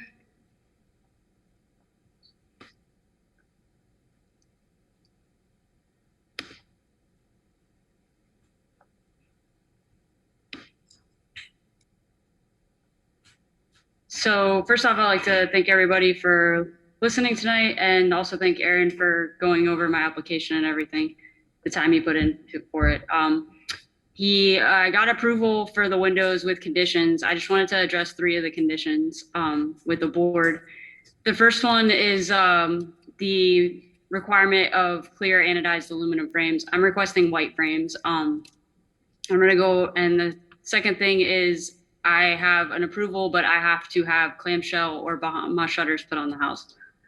And 3 is window number 9, and I'll go over that and show you a picture because it's kind of confusing just to mention it. So just to let you guys know, I bought this home in December, and as you can see from this picture, clearly the windows have been an issue with the city. That permit was pulled in 2020, as you guys can see, And I'm just trying to close out the permit. And I'm also trying to make my home hurricane resilient, safe, functional, and actually appealing. I'm requesting to be allowed the same stipulations and design as my neighbors have been given with similar style homes and of the same era. And I have like a couple examples for the board. One is 401 50th Street. They just put in windows that actually the permit is still open. As you guys can see, I highlighted where they were allowed either white or anodized aluminum, and I'm only being said that I'm only allowed anodized aluminum. And the year was built in 1947. My home was 1950. I also included 2 other similar homes just down the street from me, 5215 North Flagler and 401 53rd Street, both with white frames, both around the exact same time or the exact same year as mine. Just to go over a little bit about the frames that I actually spoke to my window contractor about. As you can see on my picture here, that is actually my frame. So it's clearly corroding. They corrode over time. It pits over time. It hurts the integrity of the actual window. And they are not even recommending it because I'm so close to salt water. I'm literally right across the street from the Intercoastal. I want to just bring to you guys that a white finish protects my investment and my home. About the clamshell shutters, look, I find Bahama shutters beautiful. I wish I could afford to put them on my home, but I can't. The previous clamshells I removed because it was a safety hazard, and I have some pictures to show you guys. My other argument is clamshell shutters do not offer any hurricane protection, and I'm not applying for a shutter permit. I'm applying for a window permit. Those are decorative secondary structures to my windows.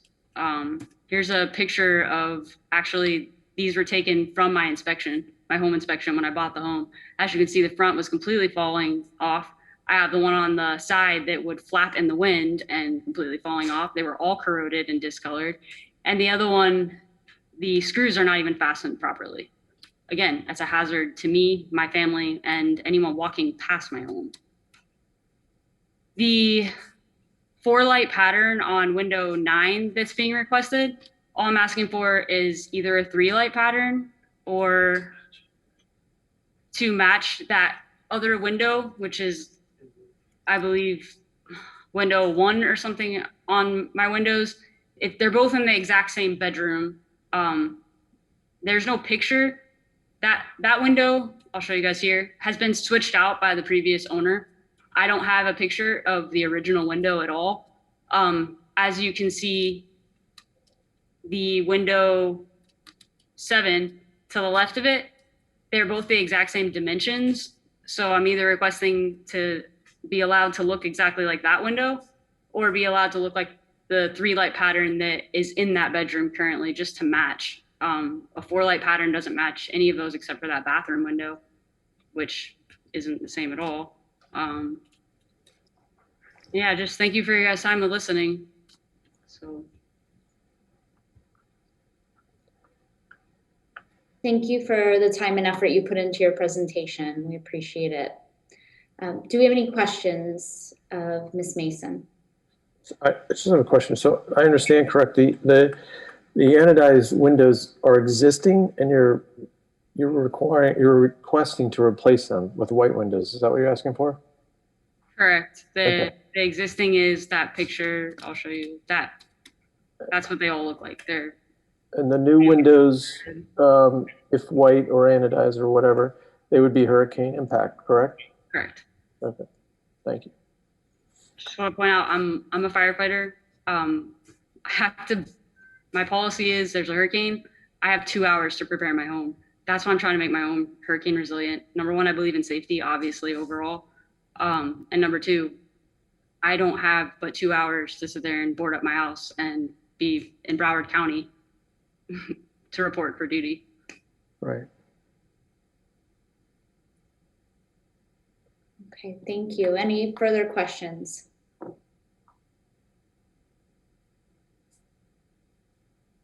Okay, we'll move on to Mr. Borngraber's presentation.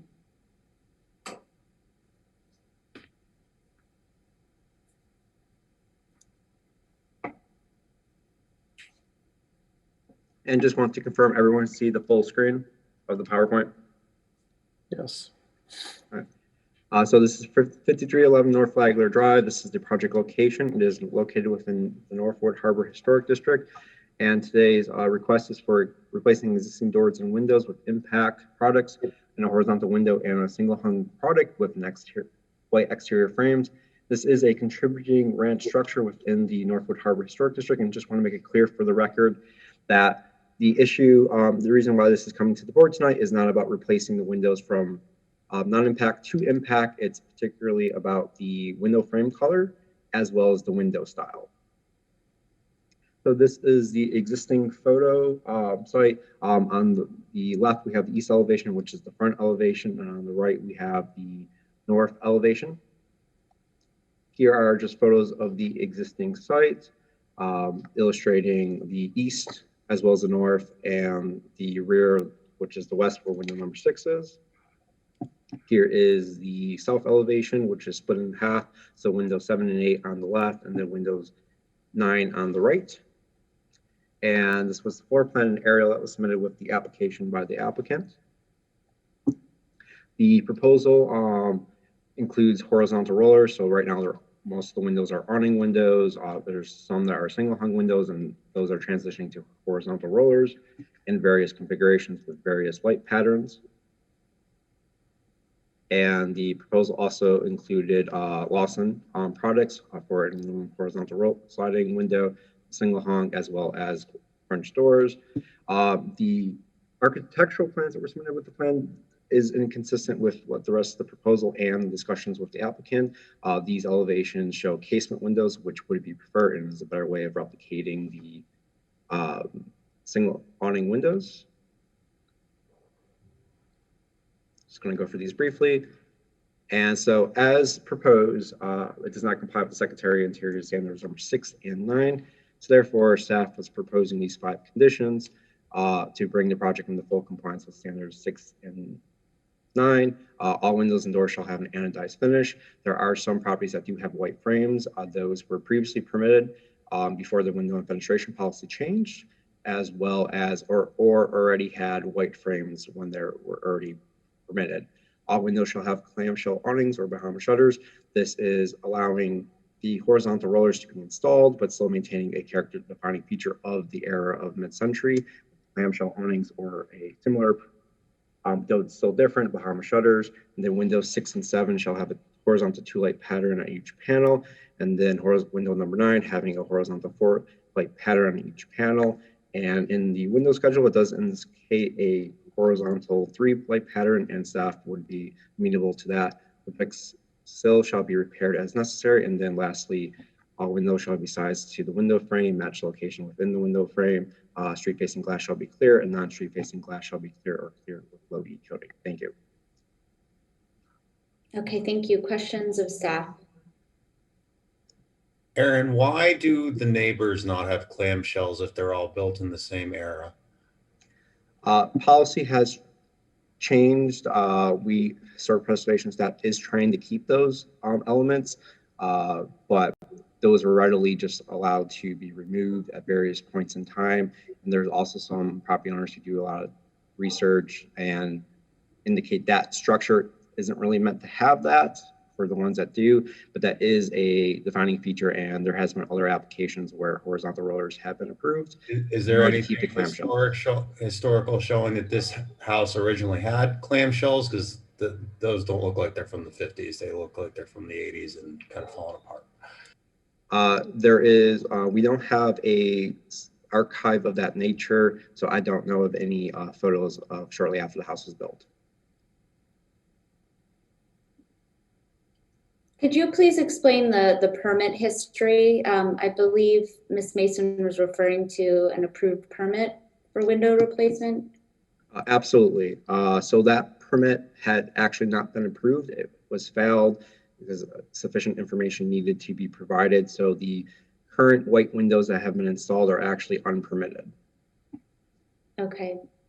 And Ms. Mason, have you purchased these windows already? No, I have not. Okay. And I mean, by the time I've been waiting, my price has already gone up as well. So I'm just trying to get this done.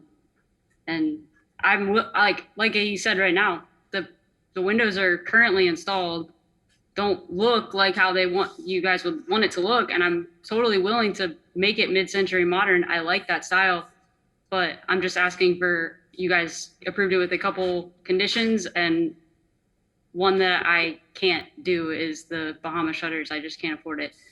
And I'm requesting white like all my neighbors. That's it. Everything else I'm willing to comply with.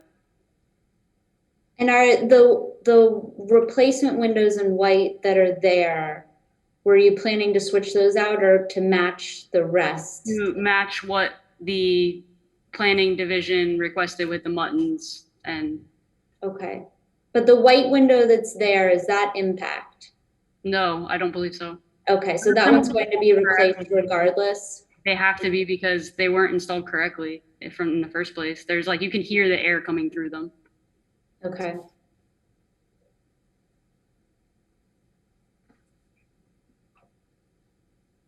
Do we have any further questions of Ms. Mason or Mr. Borngraber? Mr. Borngraber, if I understood correctly, you said that the neighbors that did have white windows, they predated the change in the in our window specifications, our current specifications. So could since obviously here on this east elevation, those windows are white, could they in fact be considered grandfathered in so as to make the rest of them white as well? Those white windows were not legally permitted. Oh, okay. Can I point out that my permit was actually that house I showed you down the street, that has a current open permit and was allowed to have white, was actually pulled after my current permit that's open is. Just want to point that out. They have white windows and they just recently installed. And just want to add for the record regarding that property, I've been working with the property owner and contractor closely, and they already had white windows on the frames for the single hungs.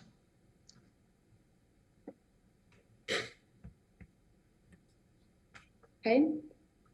Any further questions?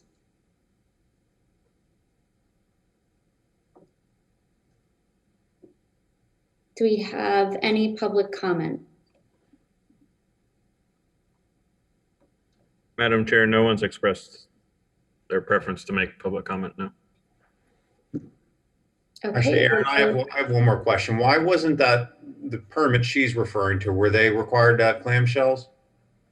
They were not at the time. I actually did do the initial review on it and it failed because there wasn't anything that was submitted with it.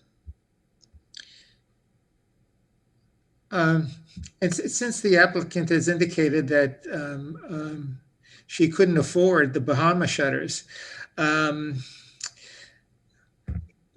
are there other examples of clamshell shutters? Clamshells that are not, for lack of a better term, as ugly and massive as the ones that were previously there. There may be other clamshell awnings that are available. However, staff does understand the concerns of the property owner as well as the board, and that condition could be removed from the consideration for tonight. I think that I am in agreement with Nick, because we are not really sure that these are original shutters in the house. I agree. Yeah, I agree too. Even if they were original, I still would agree.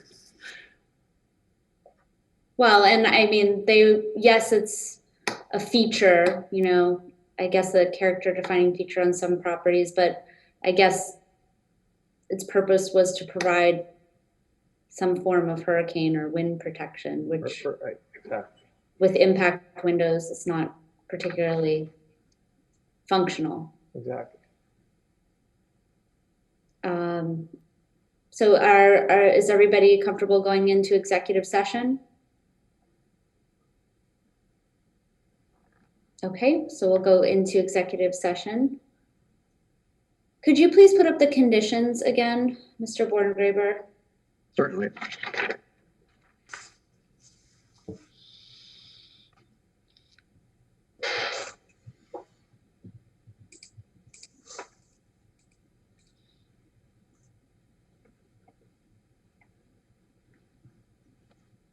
So it sounds like everybody's comfortable with eliminating the second condition. I mean, I understand that our recently adopted guidelines advocate for anodized finish, but I don't know. I'm open to entertaining a white finish. I don't know how everybody else feels about that. I agree. I agree also. I am not sure though that the new windows, anodized, aluminum anodized, will have a problem in a salt water environment. But I just want to say that I agree with Aaron that it's more appropriate than anodized finish for this type of house, right? But I am willing to entertain to go with a white, right?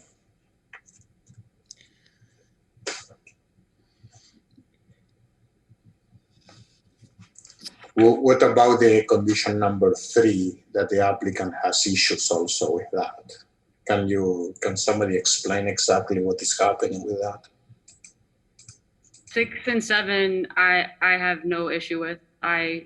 It was window 9 that he wants a 4-light pattern, and I'm just requesting either to match the window next to it on that facade with a 2-light, or match the window that's actually in that bedroom with a 3-light, since we don't even know what the original window looked like. So it's either to match number 8 or number 1. I believe it's number 9, window number 9 to window number 1. Yes, I believe. This was a 3-light pattern. Like I said, we don't. I pulled a records request, and there's no pictures of the home to even know what the original window looked like, and I'm just asking them so it matches a bit better with either.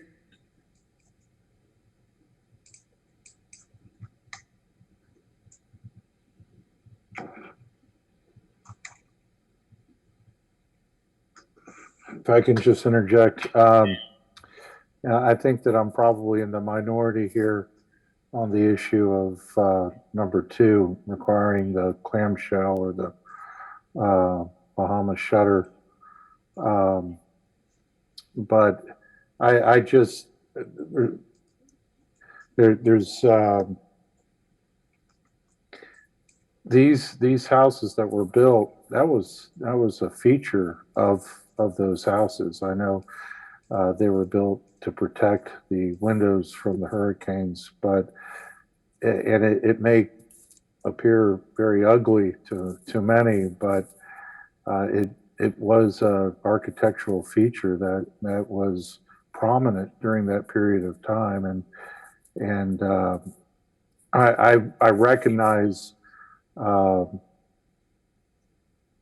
the clamshell that's on this house looks very similar to one which that was on 27th Street. That was an original, but I'm going to defer this to the rest of the board here. But I appreciate the fact that the staff put that in as a requirement, because it is an architectural feature. It does add dimension to what appears when you take that away, and it's just like a cinder block stucco house with less defining features. Yeah, it can come across as ugly to some, but I appreciate the requirement there as number 2. That's all.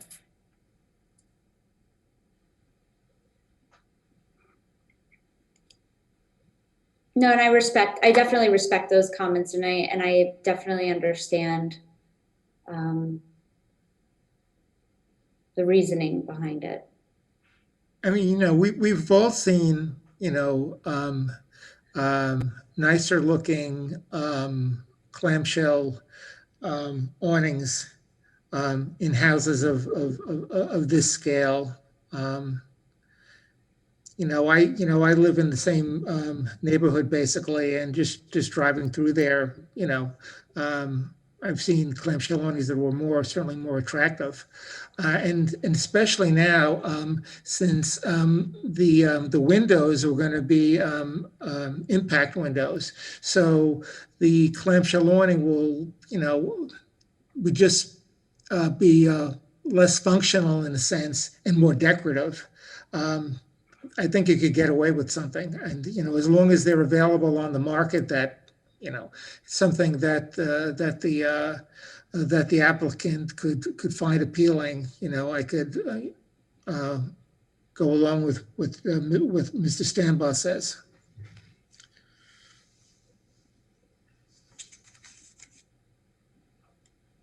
I would feel most comfortable not including it as a condition of approval, but just asking that, as Ms. Mason makes further improvements to the home, that maybe she consider adding them back in at some point. But I certainly don't want to hold up the installation of these windows. Right, and I'm not suggesting to hold up on the installation. I'm just taking a note here as a footnote, and I agree with the chair that if the applicant just be ever mindful in the future of making improvements, that becomes economical to put some of those architectural features, like the Bahama shutter, I think is much more attractive. And maybe at a later date, a year or two from now, the shutters can go back up, because it really creates a much a softer look. And I don't want to get subjective here, but it complements the architectural style more, brings out a little bit more depth. But I'm not here to impede the approval right now. I just wanted to take note that perhaps the applicant can take note, and maybe down the road in a couple of years, when the firefighters union gives a nice big raise, I'm cheering for you. So anyway, that's all I've got. Well, you certainly deserve it after this past year. Yeah. Yeah, I agree with the chairperson's comment as well. That was a good compromise. So would someone feel comfortable making a motion?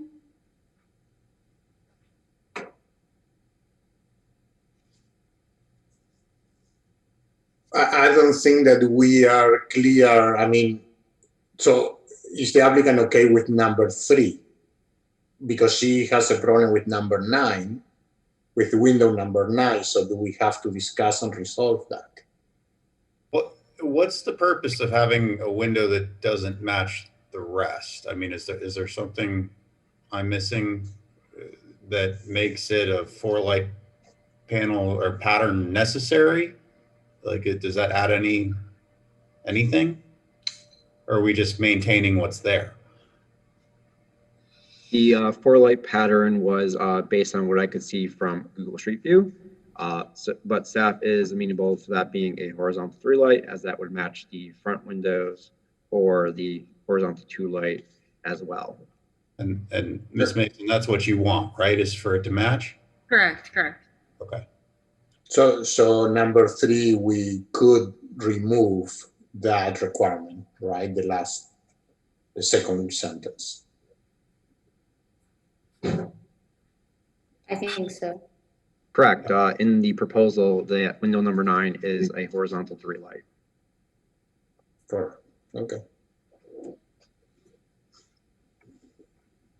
Okay. Would like to make the motion.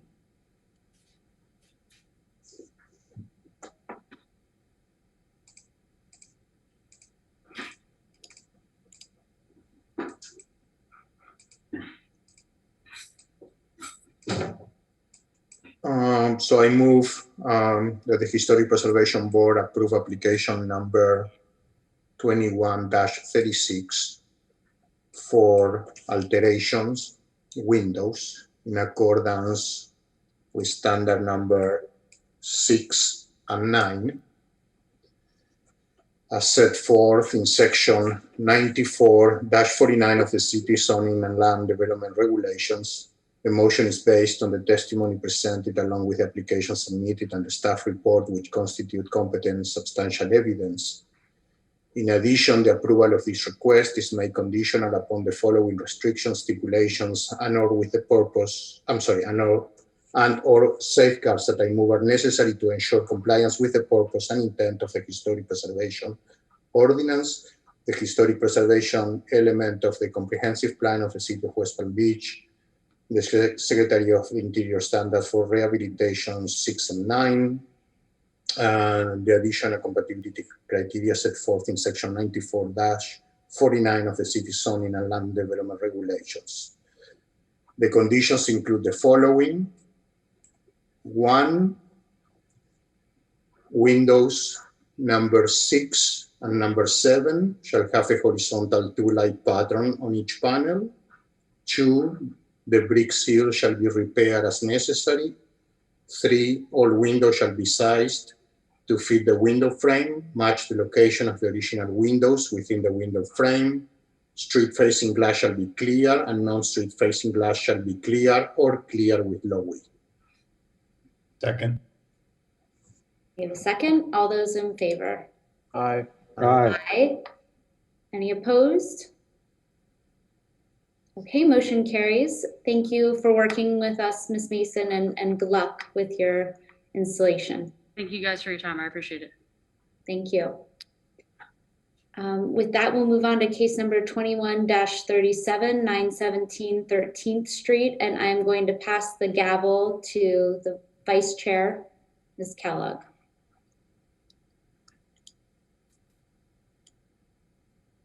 May we have the applicant's presentation?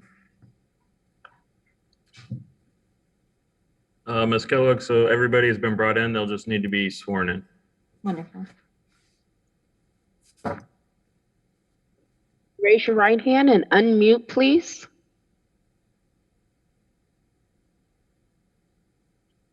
Confirm that the testimony you're about to give will be truthful.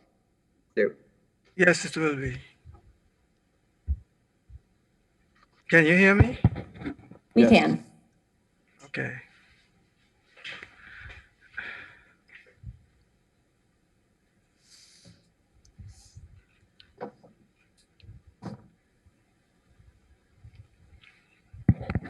So, do I proceed?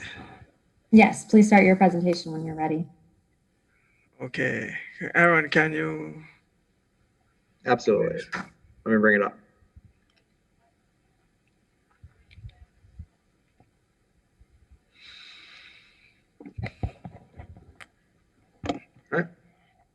Okay, so what we have is a simple matchbox style building. The owner wanted two spaces to be rented. So what we're providing is a space to the front, as seen in the plan, space to the front, and another space at the back, 2 bedrooms, 1 bathroom, living, dining, kitchen, and it's all mirrored. So it's basically the same plan at the front and at the back. The difference is at the front we have the porch. The roof, the typical pitch roof, and the windows are as shown on the window schedule, single hung windows. If you could go on to the next. Yes, the elevation shows single hung windows all throughout. And the south front elevation, we try to use extra large windows to fill the space to reduce the masonry. And we are also using flared columns, elephantine columns, to sort of add some interest to the elevation. It's a fairly simple building, so there's not much really we can do with it. Shiplap boarding at the gable ends, and at the front, same way, shiplap boarding with some sort of a symbol at the front. That symbol is actually taken from the Adinkra symbol of Ghana. It means in Akan, it's taken from the Akan language. It means the supremacy of God. And so we choose to put that there. Since this is an African-American neighborhood, we try to bring some sort of a connection with Africa there, subliminally. So that's why we put that right there. The section, shows typical roof trusses. And that's basically it. We raise the floor, even though it's in a Zone X, non-flood zone area. We think probably in the future we're going to have flooding problems, so we raise the floor as much as we can. Can you go to the next slide, please? Yes, the streetscape, along the streetscape, there's only one additional building there. So we just showed our building next to the building that's existing, and the rest of the street, there's nothing else there. So that's basically it. Thank you. Anyone on the board have any questions of the applicant? Yes, thank you for the presentation. Do you know that there are conditions of approval from staff? There are 4 conditions of approval. Are you in agreement with those? Yes, I'm aware of it, and yes, we will make those changes as we move forward. Thank you very much.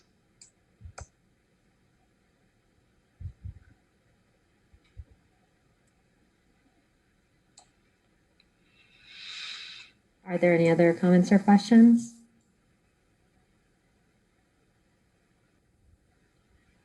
Seeing none, may we have the staff report?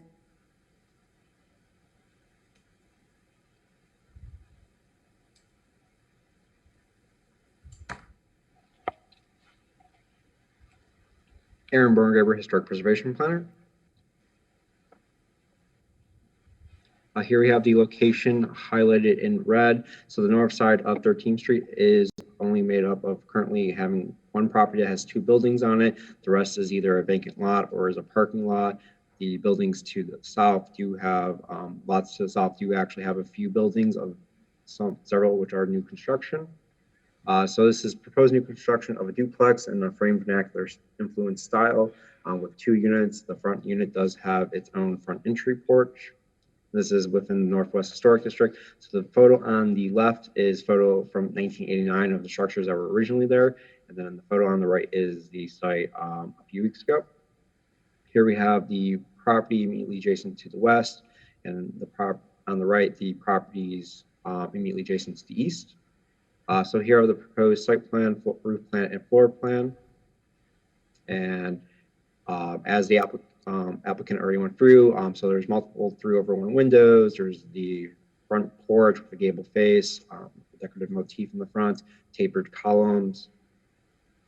The east elevation has multiple through-over one windows, as well as simulated lap siding using stucco on the gable face. The rear, which is the north elevation, will have through-over one windows, as well as the stucco simulated for lap siding and a vent. And the west elevation will have multiple 3/1 windows, in addition to the entrance for the rear unit. So staff has reviewed the criteria for new construction and generally does comply with the criteria as well as the Historic Preservation Ordinance, Secretary Interior Standards 9 and 10. Staff is recommending approval with these 4 conditions to ensure full compliance with standards 9 and 10, as well as the Coleman Park overlay, which does have its own architectural requirements. The first is the applicant shall include a window detail in the permit that indicates the window is recessed a minimum of 2 inches from the exterior face of the facade. 2, the kitchen window shall be revised to have a vertical or square proportion. 3, the front south elevation approximately bottom 2 feet shall feature a heavier stucco appearance or painted a darker color. And 4, all street facing glass shall be clear, non-street facing glass shall be clear or clear with low E coating, and all muntins shall have external dimensional pyramid profile. Thank you.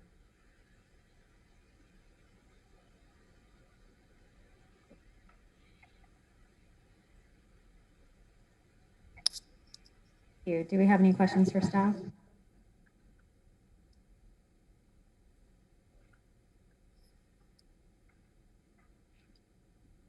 And there was a question and answer. I just want to highlight it before the board asks any questions. The 2 parking spaces, which are required in Northwest Historic, the Coleman Park overlay, are provided on site in the front yard area.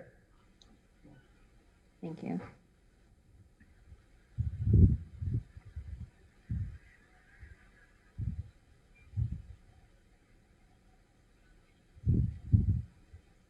Seeing no questions from the board, do we have any public comment on this case? Madam Vice Chair, I do have someone who dialed in and has raised their hand. Unfortunately, I can't chat with them as they're just on the phone. So I'm going to allow them to speak and then we'll ask if they have public comment. Okay. So the person who dialed in with the number ending in 837, you should be able to unmute. And do you have public comment for this item? No, sorry, I'm the owner. Sorry, no comments. Okay. Well, thank you for joining us. And then Mr. Borngraber did mention, we did have one person type in the Q&A about where the residents will park. I've asked if they want to speak during public comment. I haven't seen a response yet.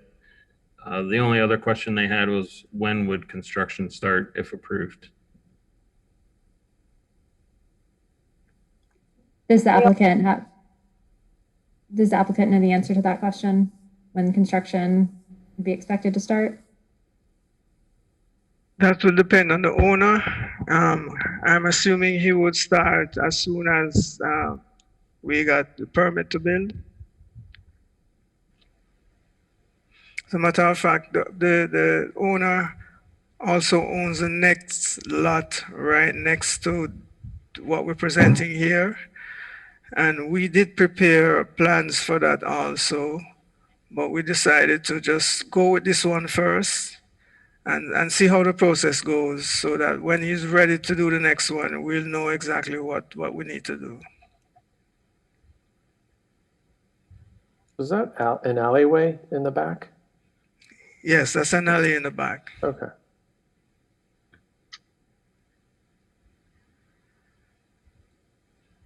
All right. I also have public comment from an Angranetta Hartnett who just had questions. She was in support of the project and she had 3 questions asking, will property be enclosed by a fence? Number 2, where will tenants park? Number 3, will owner provide garbage disposal congruent with the property size, which is an issue in this community? End of her comment. Yes, the property will be fenced in. We particularly didn't show the fencing on the perspective view because we think it would have blocked the building and the landscaping looked much better. But yes, if you look on sheet SP1, we do have side and rear yard wood fencing with metal pole and front yard fencing lower fencing with spacing in between the pickets. So yes, there will be fencing.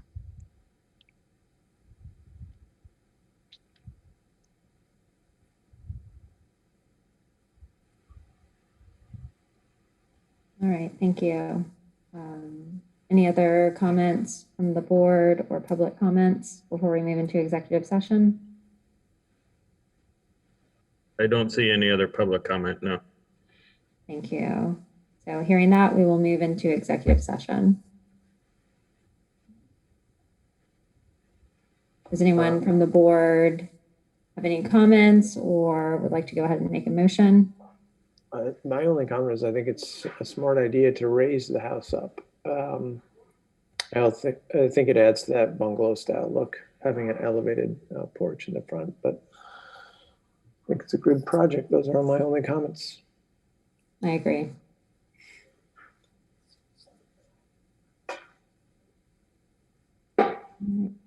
May we have a motion? I move that the Historic Preservation Board approve application number 21-37 for new construction in accordance with the Secretary of Interior Standards of Rehabilitation, specifically Standards 9 and 10, as well as the additional compatibility criteria set forth in the Historic Preservation Ordinance, Section 94-49 of the city's zoning and land development regulations. The motion is based on the testimony presented, along with the application submitted and the staff report, which constitute competent substantial evidence. In addition, the approval of this request is made conditional upon the following restrictions, stipulations, and/or safeguards that I move are necessary to ensure compliance with the purpose and intent of the Historic Preservation Ordinance and the historic preservation element of the comprehensive plan of the City of West Palm Beach. The Secretary of Interior Standards for Rehabilitation, specifically Standards 9 and 10. The additional criteria set forth in the Historic Preservation Ordinance, Section 94-49 of the city's zoning and land development regulations. The conditions include the following. The applicant shall include a window detail in the permit that indicates the window is recessed a minimum of 2 inches from the exterior face of the facade. The kitchen window shall be revised to have a vertical or square proportion. The front south elevation, approximately bottom 2 feet, shall feature a heavier stucco appearance or painted a darker color. Fourth, all street-facing glass shall be clear. Non-street facing glass shall be clear or clear with low E coating. All muttons shall have an external dimensional profile. A second. Second. All those in favor? Aye. Aye. All those opposed? The motion passes. Congratulations.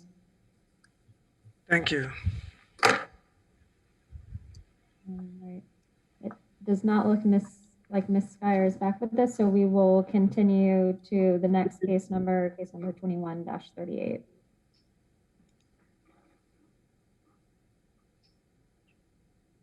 Madam Chair, Vice Chair, that should be everyone for the applicant on this case. Okay, thank you. Okay, would you unmute yourselves and raise your right hand to be sworn in? Sorry, we got 3 speakers over here. Big one. Do you solemnly swear affirm that the testimony you're about to give will be truthful? I do. I do. I didn't hear the baby.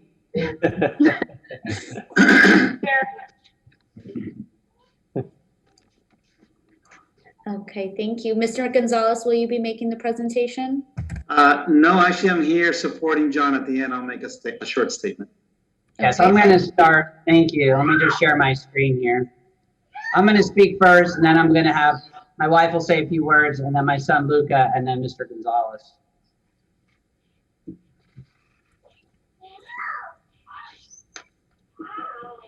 Okay, so I just want to introduce myself. My name is John Rennie. This is my wife, Kara. We have 2 sons, age 6 and 8. Luca will be speaking, John Xavier, and we have a daughter, Claire, who's age 2. They have been asking us for a number of years to build a tree house. And last fall, we started to work on building a tree house. Let's see why I can't advance my slides. Sorry. So this is the location of the tree house. It's in the rear corner of our property, right next to a very large traveler's palm. We already have, a historic cottage in our backyard, and the treehouse was always, it's a treehouse in parentheses because it's really not attached to a tree. It's really a play structure, and it's, really meant to be a temporary structure. We started constructing it back in the fall, using it as a project and opportunity with our children, to teach them and our friends' children as well, to teach them, about how construction works. This is the elevations that I drew up. It's really, just basically a small room on top of the platform that is partially constructed with a large, area for a deck, a rope ladder that will, basically connect the treehouse down to the ground for the kids to go up. This is a design palette. Basically, we've taken some reclaimed shutters that our neighbors were throwing out from their house in our neighborhood. We're like to put on hardy plank siding on the top and a metal roof and as you can see here, a rope ladder. The staff report is recommending denial for 3 reasons. The first reason is that the special conditions and circumstances do not result from the action of the applicant. That basically we proceeded with building the treehouse without, having gotten permission for it. And I want to explain, how that came to be. What happened was initially, what happened was I asked a neighbor of mine, Rafael Clemente, who I believe will be speaking on this call later, what the process was. And this is a letter that he submitted to your board. He said, I'll just read this little section from his letter. In 2010, my daughter and I constructed a playhouse similar to what the Rennies are building. At the time, I was informed by the city's building official that play structures were not required to go through the permitting process, provided they did not have plumbing or electricity or were less than 1,000 square feet. With that information, we proceeded to construct the playhouse on our property at 721 Newark Street, just 3 feet or so from the property line. I also, at one point, reached out to the city to ask if we would need to get a building permit. And I believe the answer was that we didn't, but then upon later, after talking with Frederique, she informed me that it would indeed need a building permit because I put cement around the 6 posts in the ground. If she had confirmed, I think even in a phone call we had even yesterday, that if we had not put in cement in the posts, we would have never needed a building permit, which I find somewhat ironic that we're being penalized, for trying to make the structure safer in case we have a tropical storm or a hurricane. That sentiment is reflected in the staff report under item C, which we do comply with. It says, and it says several times in the staff report, that typically play structures are not subject to building permit nor zoning review. And therefore, the fact that we, were denied based on, not meeting that first one, is kind of I think kind of a tricky code situation that, if I would have not put cement in there, we would have been approved on that one, and therefore the staff could have potentially recommended approval. But yet, because we're trying to make the structure safer, it was denied. The second reason for denial is under the literal interpretation clause, that the provisions of the regulations would deprive the applicant rights commonly enjoyed by other properties in the same zoning district. Again, under this one, we don't comply with that. And I'll explain about why I disagree with that in a moment. But again, even here it says, the literal interpretation of code would not deprive the applicant from building a playhouse, even though most playhouses are often not reviewed via a building permit. I think that our district, in fact, it follows the historic pattern where we chose to put this structure. You can see the partially built structure just in the upper left quadrant of the property lines where the north, south, and east-west property lines cross. You can see on the 3 other corners, there are 3 other ancillary structures that are very much encroaching within the 5-foot setback. And in some cases on the property immediately behind us, which is shown here on the upper right quadrant, the roof is just inches off of our property line.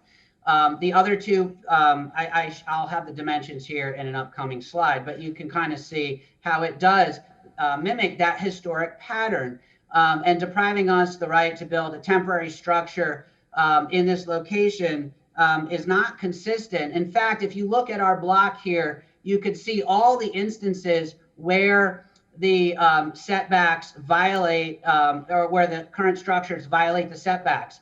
69% of the properties, that's 11 of the 16 properties, violate that setback. And in essence, you know, I kind of summarize this as a variance is necessary to replicate the historic pattern.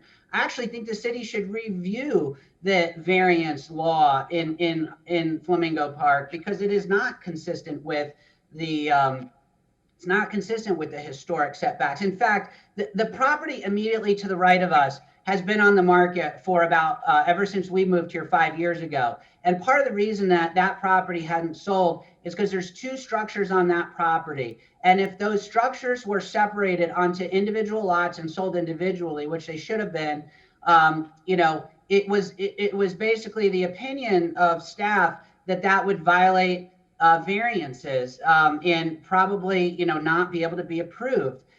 It took many years, and if the variance rules were updated, that property could have been sold many years ago and put into commerce. It's been abandoned for 4 to 5 years. So this is a bigger problem in the neighborhood. Finally, the third reason for denial is under the reasonable use case. The property cannot be put to reasonable use, which fully complies with the requirement of the code, and the findings is it does not comply. The recommendation says, or the staff state that the play structure could be shifted to the east after cutting the traveler's palm.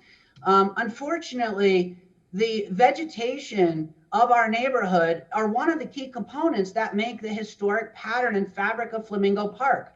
I work in Boca Raton, and we moved here 5 years ago. We moved all the way up here to West Palm Beach.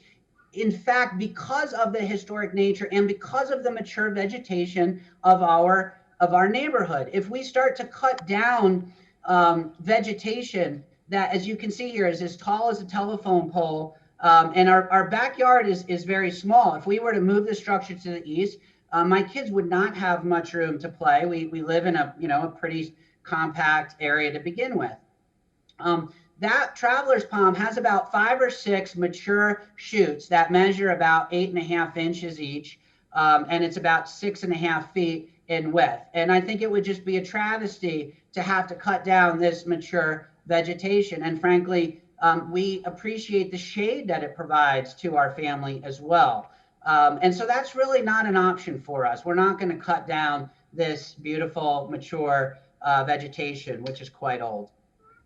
The staff report notes at the beginning, I just want to point this out, that the context and historic nature of the district would be maintained with a playhouse in this location. So I suspect that maybe the reason why they're recommending denial is because of the not meeting 3 of the 10. But it very much feels, based on my conversations and reading this report, that staff is potentially amenable to this based on this comment.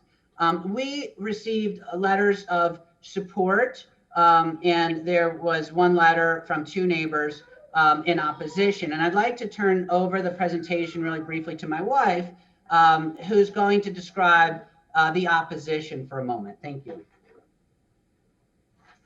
Hi, my name is Kara. I just wanted to speak super briefly to the letter of opposition, which I was really surprised and disappointed to see. Namely because I went over and spoke with that neighbor prior to making the decision to submit for a variance. And I just politely knocked on her door and introduced myself. I'd never met her, and said, "Hi, my name's Kara. I just want to let you know, we've been in the process of building a play structure for our kids. We got the stop work order. We're contemplating applying for variances, but I wanted to make sure that the people near us weren't, opposed to this." And she looked me in the face and said, "Well, I didn't call it in." And she said, "And it has no impact on me. I can't even see it from my backyard. Like, I wouldn't care."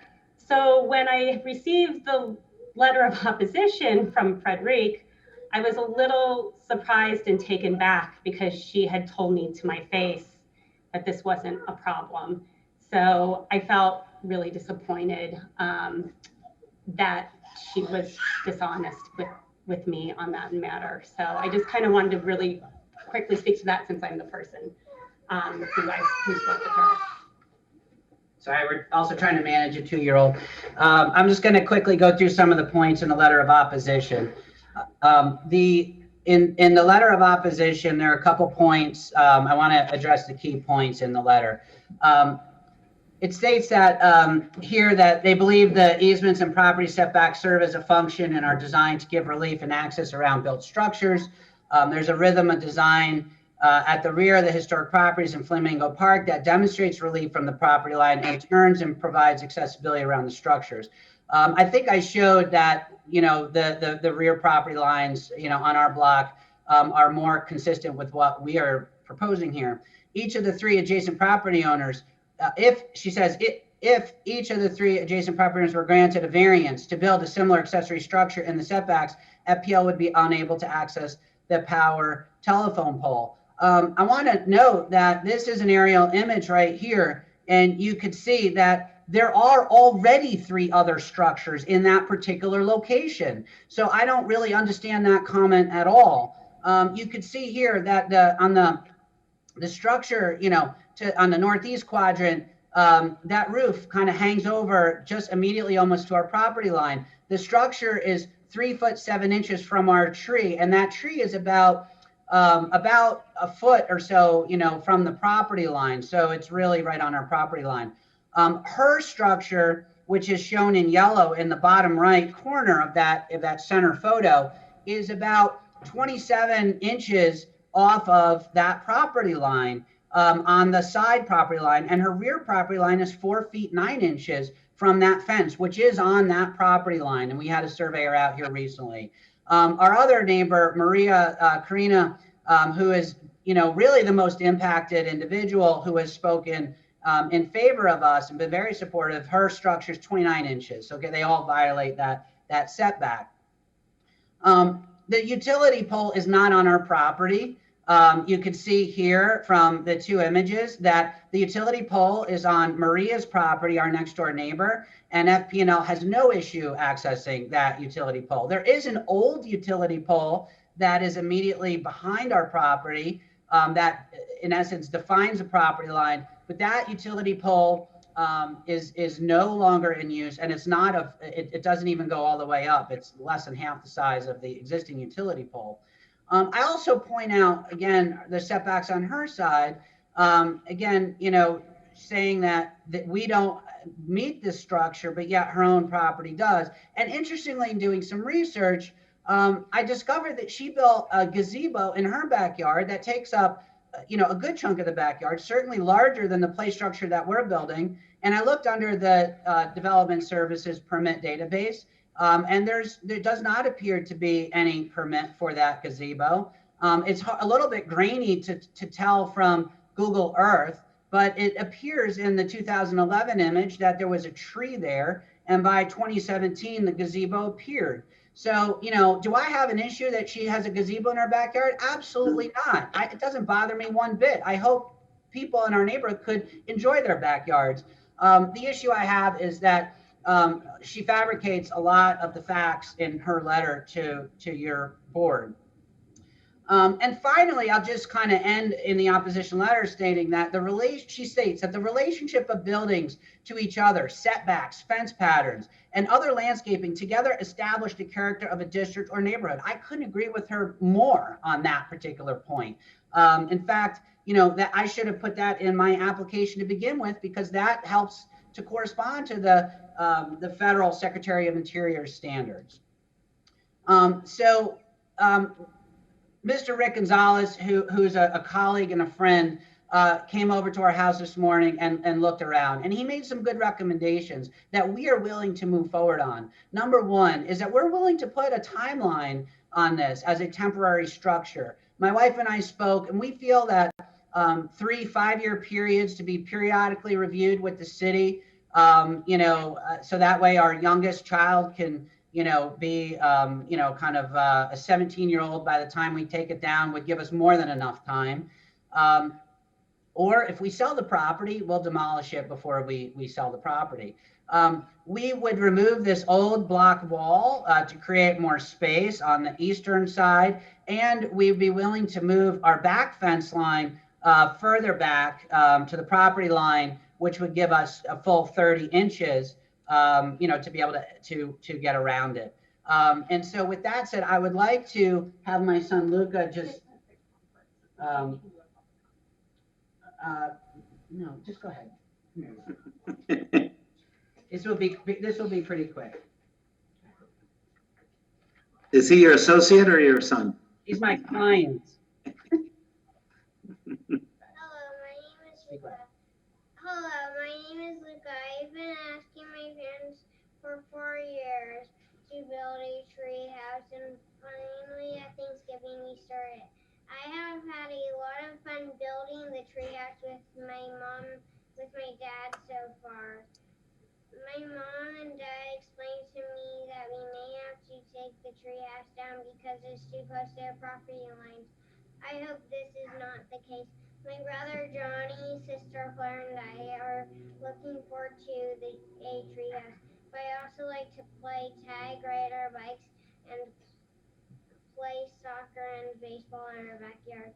If we have to take the treehouse, if we have to move the treehouse, it will be difficult for us to still play these games and have the treehouse. Please consider allowing us to finish the building where it is. Thank you, and I'd like to turn it over to Mr. Gonzalez. Thank you. Maybe we can, there we go. Good evening, everyone.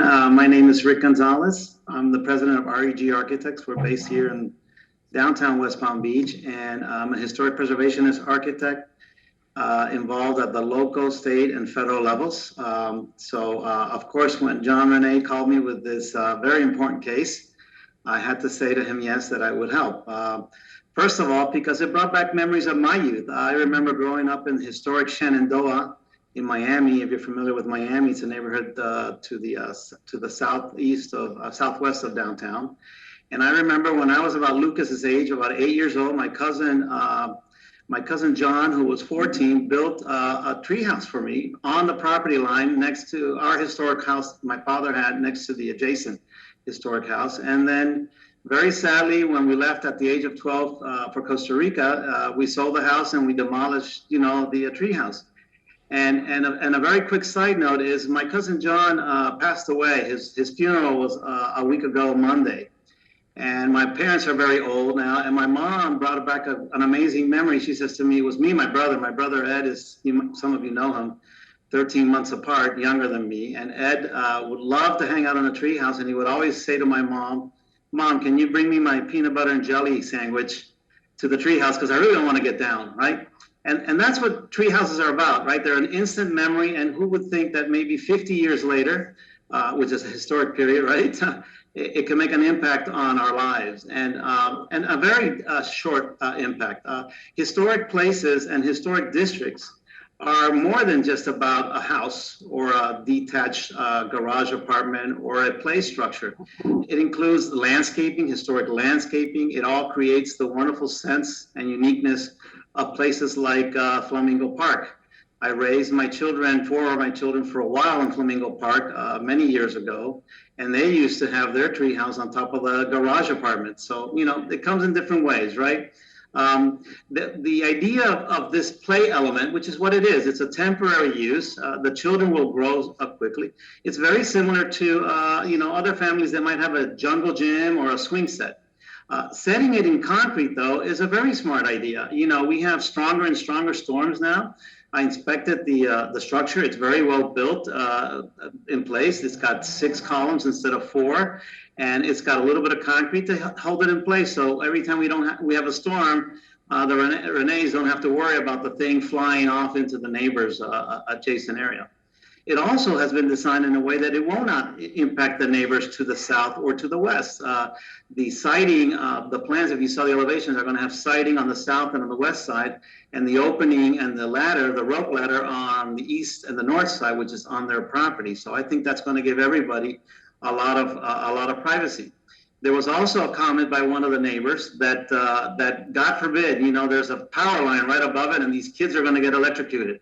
Well, when visiting the site today, the power line happens to be a very small duplicate cable line that John's going to get replaced and relocated. So the power line is actually another 20 feet up in the air. So there's no impact of the power line having any impact on the children or anywhere else. In terms of the access to the FPNL, taking down that knee wall, that block wall, fixing the fence gives enough clearance for an FPNL lineman to come with a ladder and be able to, you know, work on the post. Interesting enough, the post that you saw is not active right now. The post is actually on the neighbor that's complaining on the other side. But if FPNL had to come in through there, through the Renee's property, they could do that by simply moving that fence and deleting or demolishing the low knee wall. And then the traveler's palm, you know, again, landscaping, historic setting is very important. You know, we have Keith here who does a lot of wonderful landscape work, and imagine having, I think one of the neighbors said that the traveling palm could be close to 50 years, almost historic in its own nature. So I don't think that's a good idea, you know, to kill that tree in order to move the building. And yes, they made the mistake of building without a permit. They were under the assumption, based on other cases around the neighborhood, that they could do that. And if you look at that and take that into consideration, I think they would meet the 10 rules that you have for your applications. I'd like to close by saying, you know, again, staff did mention in their report that the context and historic nature of the district is safe with this addition of this play structure that the Renees would like to finish before summer starts in the next couple of weeks. I hope you will give them a positive vote after you review your staff report. Thank you.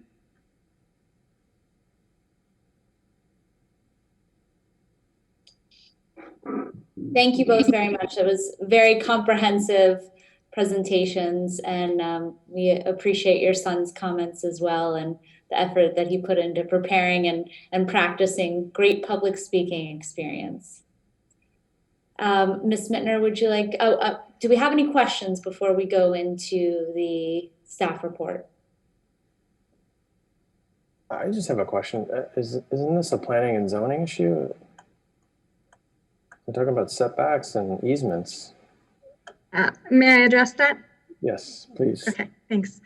So yes, it is absolutely a zoning issue. And I definitely want to make that clear. This does not impact the historic character at all. However, this board was granted the powers to review all variances, Class B special uses, you all have zoning powers, because then you can take the context into consideration, which has actually been a benefit when other property owners have come in front of you for lot splits or also setback issues. And so this case kind of went through the process because code enforcement was made aware of this situation, and so it escalated into requiring a permit and then realizing it didn't meet setbacks. So that's how we arrived at you all, because you are the body that hears any zoning concerns within the 17 historic districts. Okay. And just one more question. Is there a survey that shows utility easement? There was a survey submitted. It should be in the... I'm having an issue opening my packet tonight, so I apologize. there is a survey in the application. Okay. Yes, and there's no easement. This does not Okay. encroach into the easement. Right, Got it. no Okay. easement. Thank you. Okay, any further questions? I have a question of the applicant. What I would like to know is how the undue hardship is not self-created. Because you're looking for a variance, so we have to make a determination that you didn't create this hardship. And I'm having a very hard time coming to the conclusion based on what's presented that this isn't self-created. So can you help me with that? Sure. Well, Oh, go ahead, Rick. Yep, so I would say I think it boils down to, Reg, the fact that they put a little bit of concrete at each one of the posts, otherwise it would have just been a play structure. And the play structure by itself would be allowed. Is that correct, Frederic? I think that's the gist of it. I mean, in talking to Rafael Clemente and John now with the newer one, that's like the big issue, right? That they added the Right, if concrete. it's temporary and not on a foundation and can be moved, then yes, correct. Right. Right, So you're so the concrete that was added essentially created the hardship. So it was the owner who created the hardship. I'm having a very difficult time getting around that. But aside from that, would it be possible to incorporate the treehouse into some of the like what I'm looking at is some other examples where they actually have, I think, tree houses where things are built around the foliage or around. We don't have a tree next to this. We've got, and I don't have the picture up in front of me, but we do have some of the plantings there. Is it possible to somehow incorporate that into a structure and move it further away so that there may be a softening effect of the structure into the closest thing that we have to a tree, which is the foliage there? So moving the structure around that particular travel palm. Travel palm, right. Yeah, that would force the treehouse to basically take over the center of our backyard where our children play, and would leave them with very little, lawn space to play in that area. The city of West Palm Beach, this is a separate thing that I do for my work, was recently awarded a resilience grant from the state of Florida to try to beef up and improve our infrastructure. The hardship, I believe, is created by a ordinance that does not reflect, the current state of resilience. I mean, we should not be building a play set or swing set or anything else of that matter that is not cemented into the ground, because those things become projectiles that could travel at 150 miles an hour during a hurricane. And so, the hardship is created by the ordinance, which does not, in my view, make common sense. And to add to that, Reg, the 10 commandments here, when you review them, they're so vague when it comes to the play structure, even to the point where staff starts their presentation, their write-up by saying that, that the historic nature of the district would remain with a playhouse in this location. So staff does not object to the playground being at this location. What triggers this is the fact that they put a little bit of concrete in there to make it safe so that it wouldn't, as John mentioned, fly away. That was maybe, his mistake after talking to a couple of neighbors like Rafael and others that have built some of these playground structures in the neighborhood. Hi.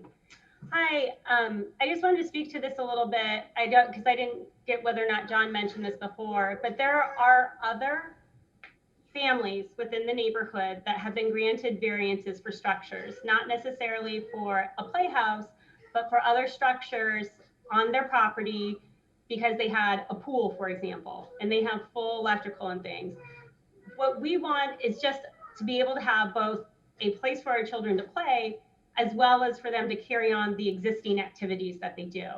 And if we have to relocate the structure to around the Palm, it now becomes a big blockage to be able to do other things like play tag or play soccer or play baseball. So the hardship is that we have to kind of pick or choose one or the other. And while it would look super cool to soften, I know exactly what you're talking about, the look, it just becomes an impediment to doing other things. So we're kind of forced to choose if we're denied, do we want a playhouse or do we want a place for our children to do the existing activities that they do? Thank you. The traveling palm would not do well with an attached treehouse. And having inspected the backyard this morning, you can see what Kara was talking about, which is a very constricted, very small backyard with the guest cottage already. There's an addition to the house that also goes to the back. The trees, the palms on one side, and there's a couple of other palms on the other side. Really, the only location is the current location where the existing structure is located. Okay, thank you. Do you have any further questions? We'll move on to the staff report.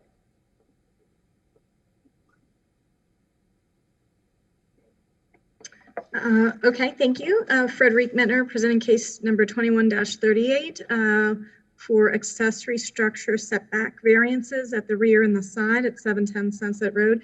The applicant did an amazing job, so I will keep it brief. As we've discussed, this is a contributing structure in the Flamingo Park Historic District. It is a wedged between two parcels, so this is a tight urban historic neighborhood, as has been mentioned, and so the space is constrained.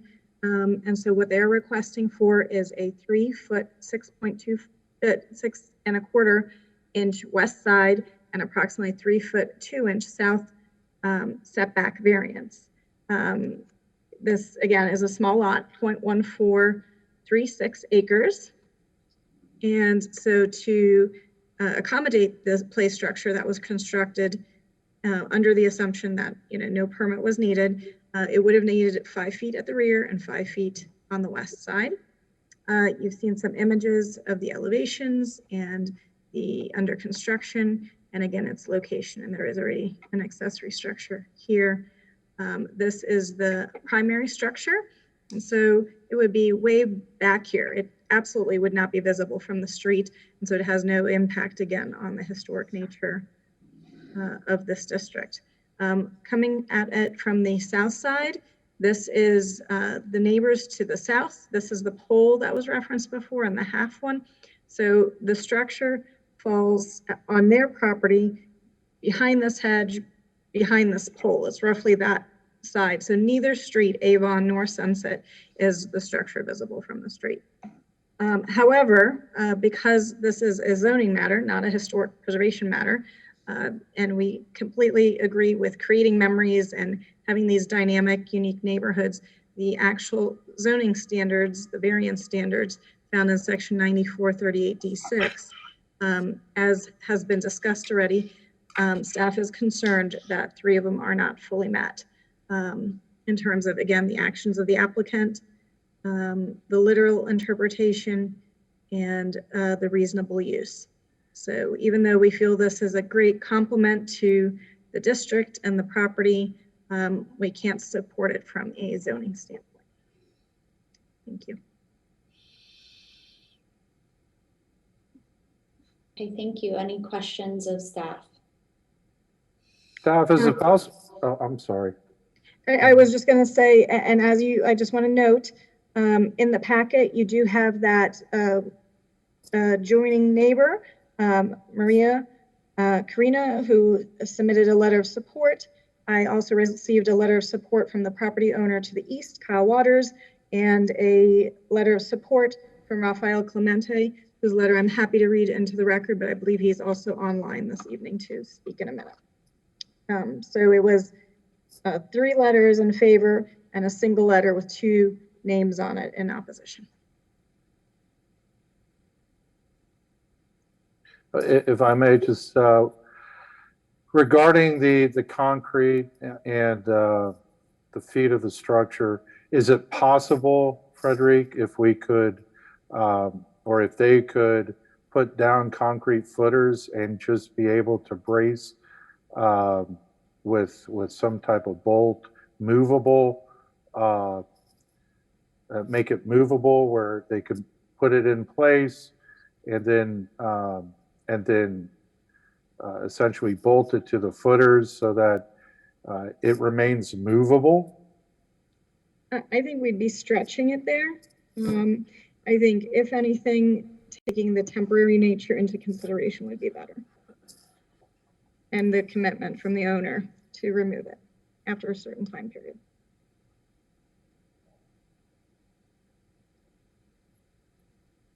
Okay, any further questions of staff? Okay, we'll move on to public comment.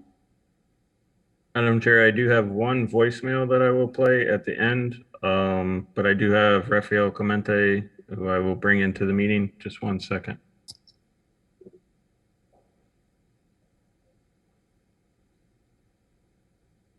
Okay, Rafael, you just need to turn on your video and unmute and be sworn in.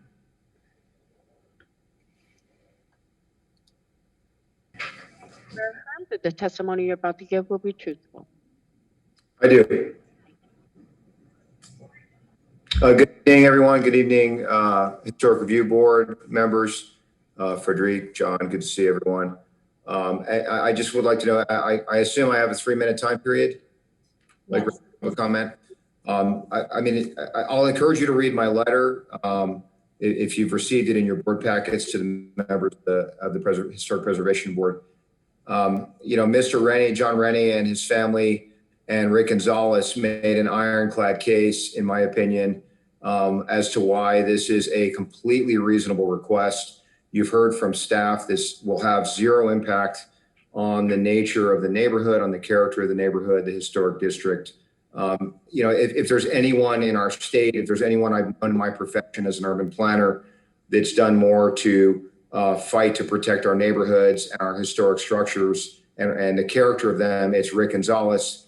And the fact that he, a purist of historic preservation, is here supporting this tonight, to me, should speak volumes to you all. As one who was cited by John Rennie about giving him advice, I was told the same thing that staff has put in your staff report when my family and I built a play structure for our children, much more substantial than this one, with concrete footers on, like, you know, and when I say concrete footers, this is like putting a 4x4 fence post in the ground and dumping a bag of concrete in there. Not a slab. It is not a footer that we would say from an architectural or an engineering standpoint is a footer. This is a bag of concrete to hold it stable in a wind, or when your kids are swinging on it on a rope swing, for that matter. And as a family man, just like my neighbors John and Kara, you know, to ask them to do to take extraordinary design steps, or to design this thing in a way that it curves around a tree. You know, having done this myself, there's a couple of $1,000s of material in here. We all go to work every day. We're building this with, you know, speaking from my own experience, with our own 2 hands for our kids to have the experience of doing it. And it would be an extraordinary request to ask them to tear this thing apart and reconstruct it in some way so you can pull pins and move it out. I mean, all due respect to this board, but that would be an extraordinary request. And from my own perspective with kids on the street, my daughter will probably play there in that treehouse. She goes down and plays with the Rennie boys just about every day, my 9-year-old. This is why we live in the neighborhood. This is why we live in a neighborhood like Flamingo Park, because of the character and the value of the place. You've heard from people much more qualified than me to tell you this does not in any way whatsoever harm the historic nature of the board. And for all the reasons you've heard, and frankly, for the fact that you've got 3 little kids whose hopes are hanging on this, I'll ask you to overlook what is a minor technicality and approve this very reasonable request. Thank you for your time. Thank you. I see there's a note in the chat, and is that in addition to the voicemail as well? Yes, I believe so. They haven't indicated their desire to speak, but I do have the voicemail that I will play. Just 1 second. And I think for the benefit of others, perhaps we should read that comment in the chat. Is that okay? Yeah, the comment says it's from the Prince family. It says, we fully support the Rene family treehouse. The structure will benefit many families in this historic community. I hope you consider approving the structure as is. We did not write a letter, but we are here and support the case. John and Jessica Prince. And now with the voicemail.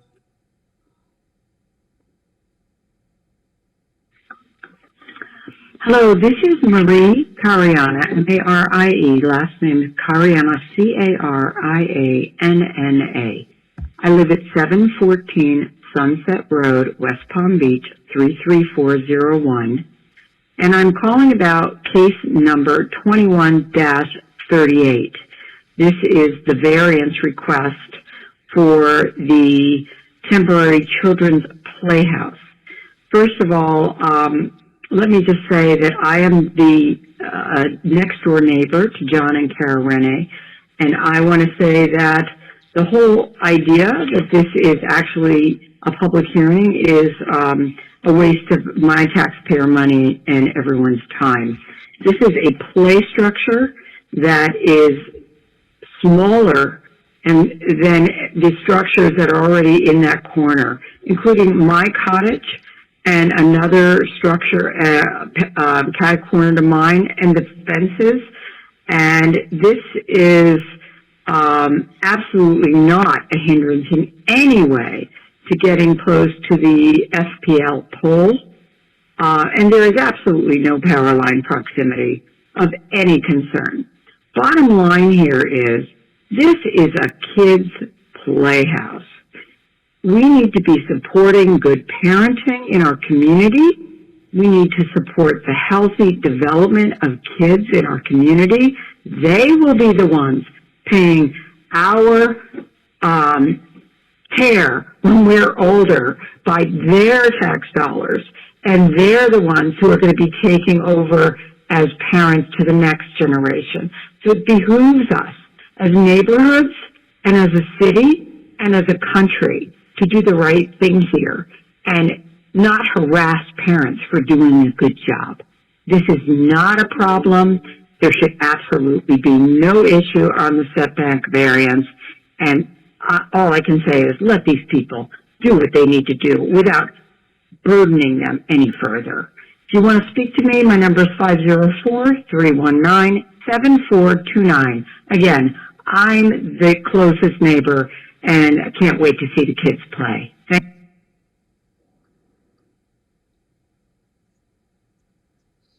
Okay, any further public comment? I am not aware of any other public comment, no. Same here. Okay, so we'll go into executive session.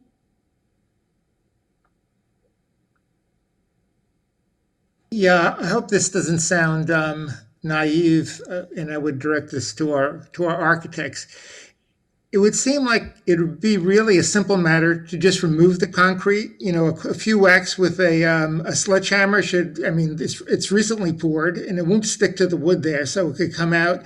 And couldn't you get like railroad ties? I mean, they weigh a ton, and put 4 railroad ties around and bolt them to the 4x4s, and that would provide enough stability and get around this issue of them being placed in concrete.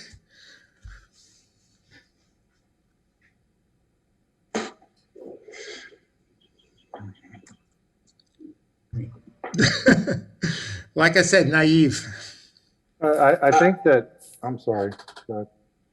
No, I was going to say, you know, and I am always trying not to make any exceptions in zoning matters. I don't like it, but I appreciate Rick being here tonight. I have a great respect for him.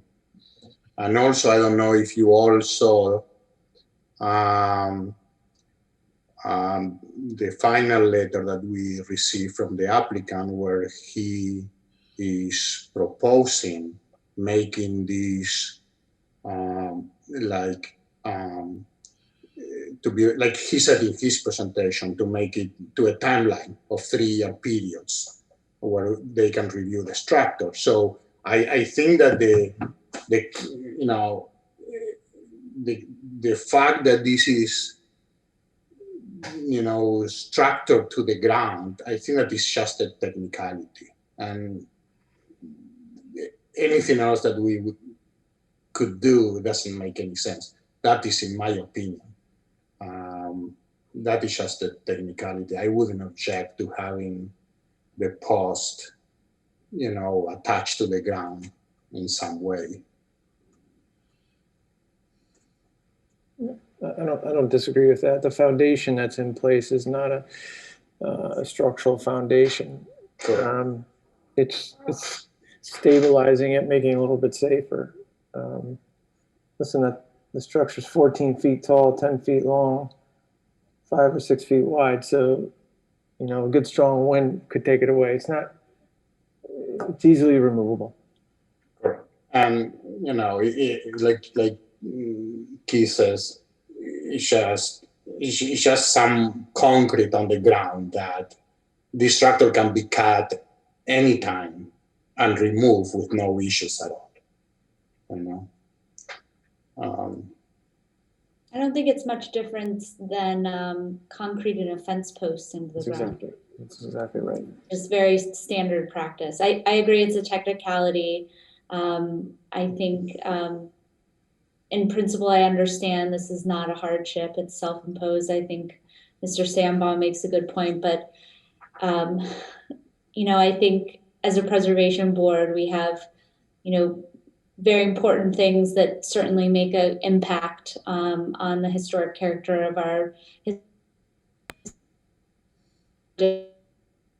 Not one of them, and so I'm very willing to be lenient here and grant the variance. I don't know if everyone else agrees, but I think a very convincing case, and certainly you all have pulled out all the stops. It's very impressive, and I appreciate the preparation that you put into this evening.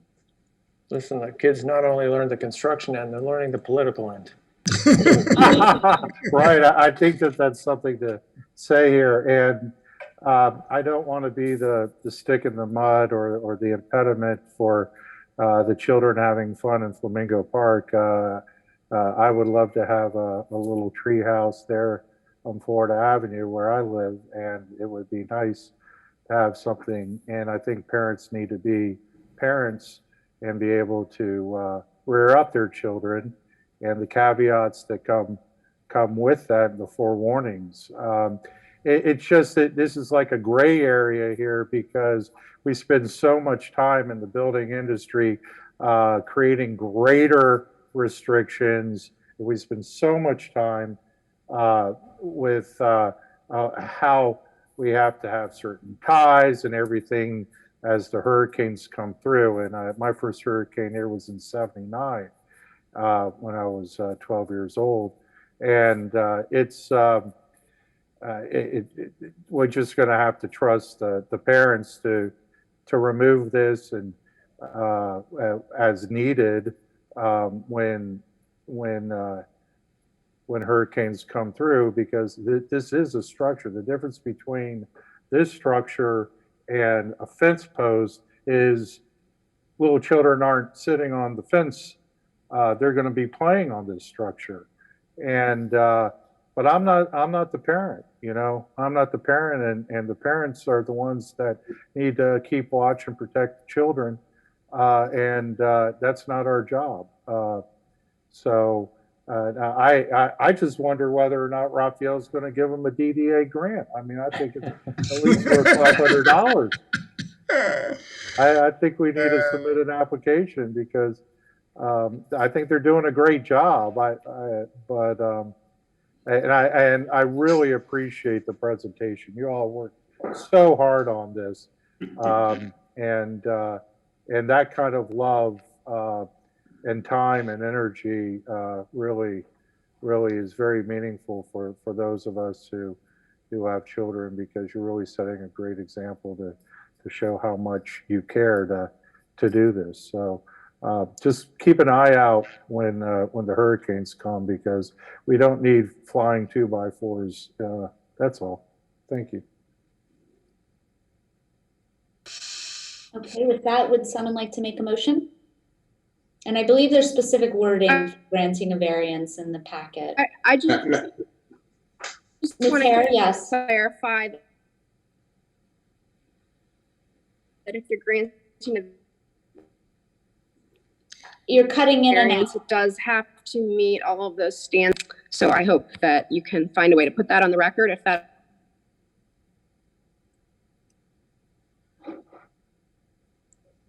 I think she was just trying to remind everyone that, make sure that you find that all the standards are met. And Frederic, you did mention a closeout period that upon the sale of the house, it would be closed out. I think in the package you had 5, 5, and 5, 3 It was 5-year actually, periods. the owner had made that suggestion or that specific proposal. All right. No, I'm not ready to make the motion, but I understand the points that need to be made.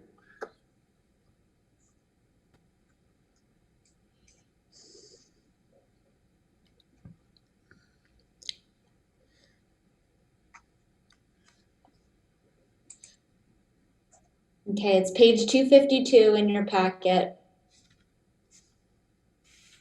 I'm unable to pass the gavel, so I cannot make the motion.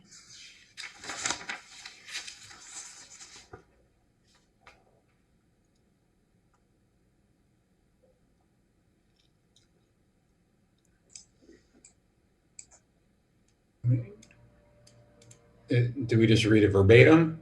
Yes.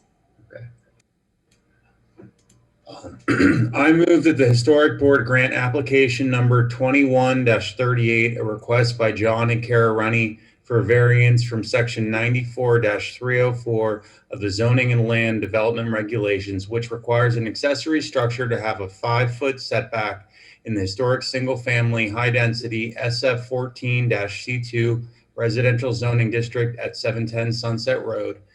The applicant is requesting a 1 to 575 west side and 1 foot 5.75 inches west side and 1 foot 10 inches south side setback, thus denying a 5-foot side setback variance.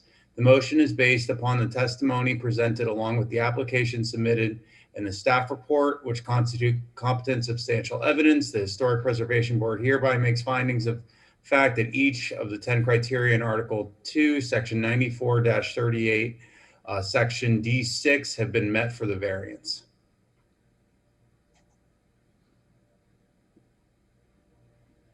Second. Second. All those in favor? Aye. Aye. Any opposed? I oppose because I believe that we needed to have those restrictions in place that the owner had suggested as far as the time of removal. Okay. Motion carries. Thank you. Thank you. And with that, I believe that was our last case for the evening. Can we please have a motion to adjourn? Motion to adjourn. Thank you all very much. Thank you. Guys, have a good night. Thank you. Yep.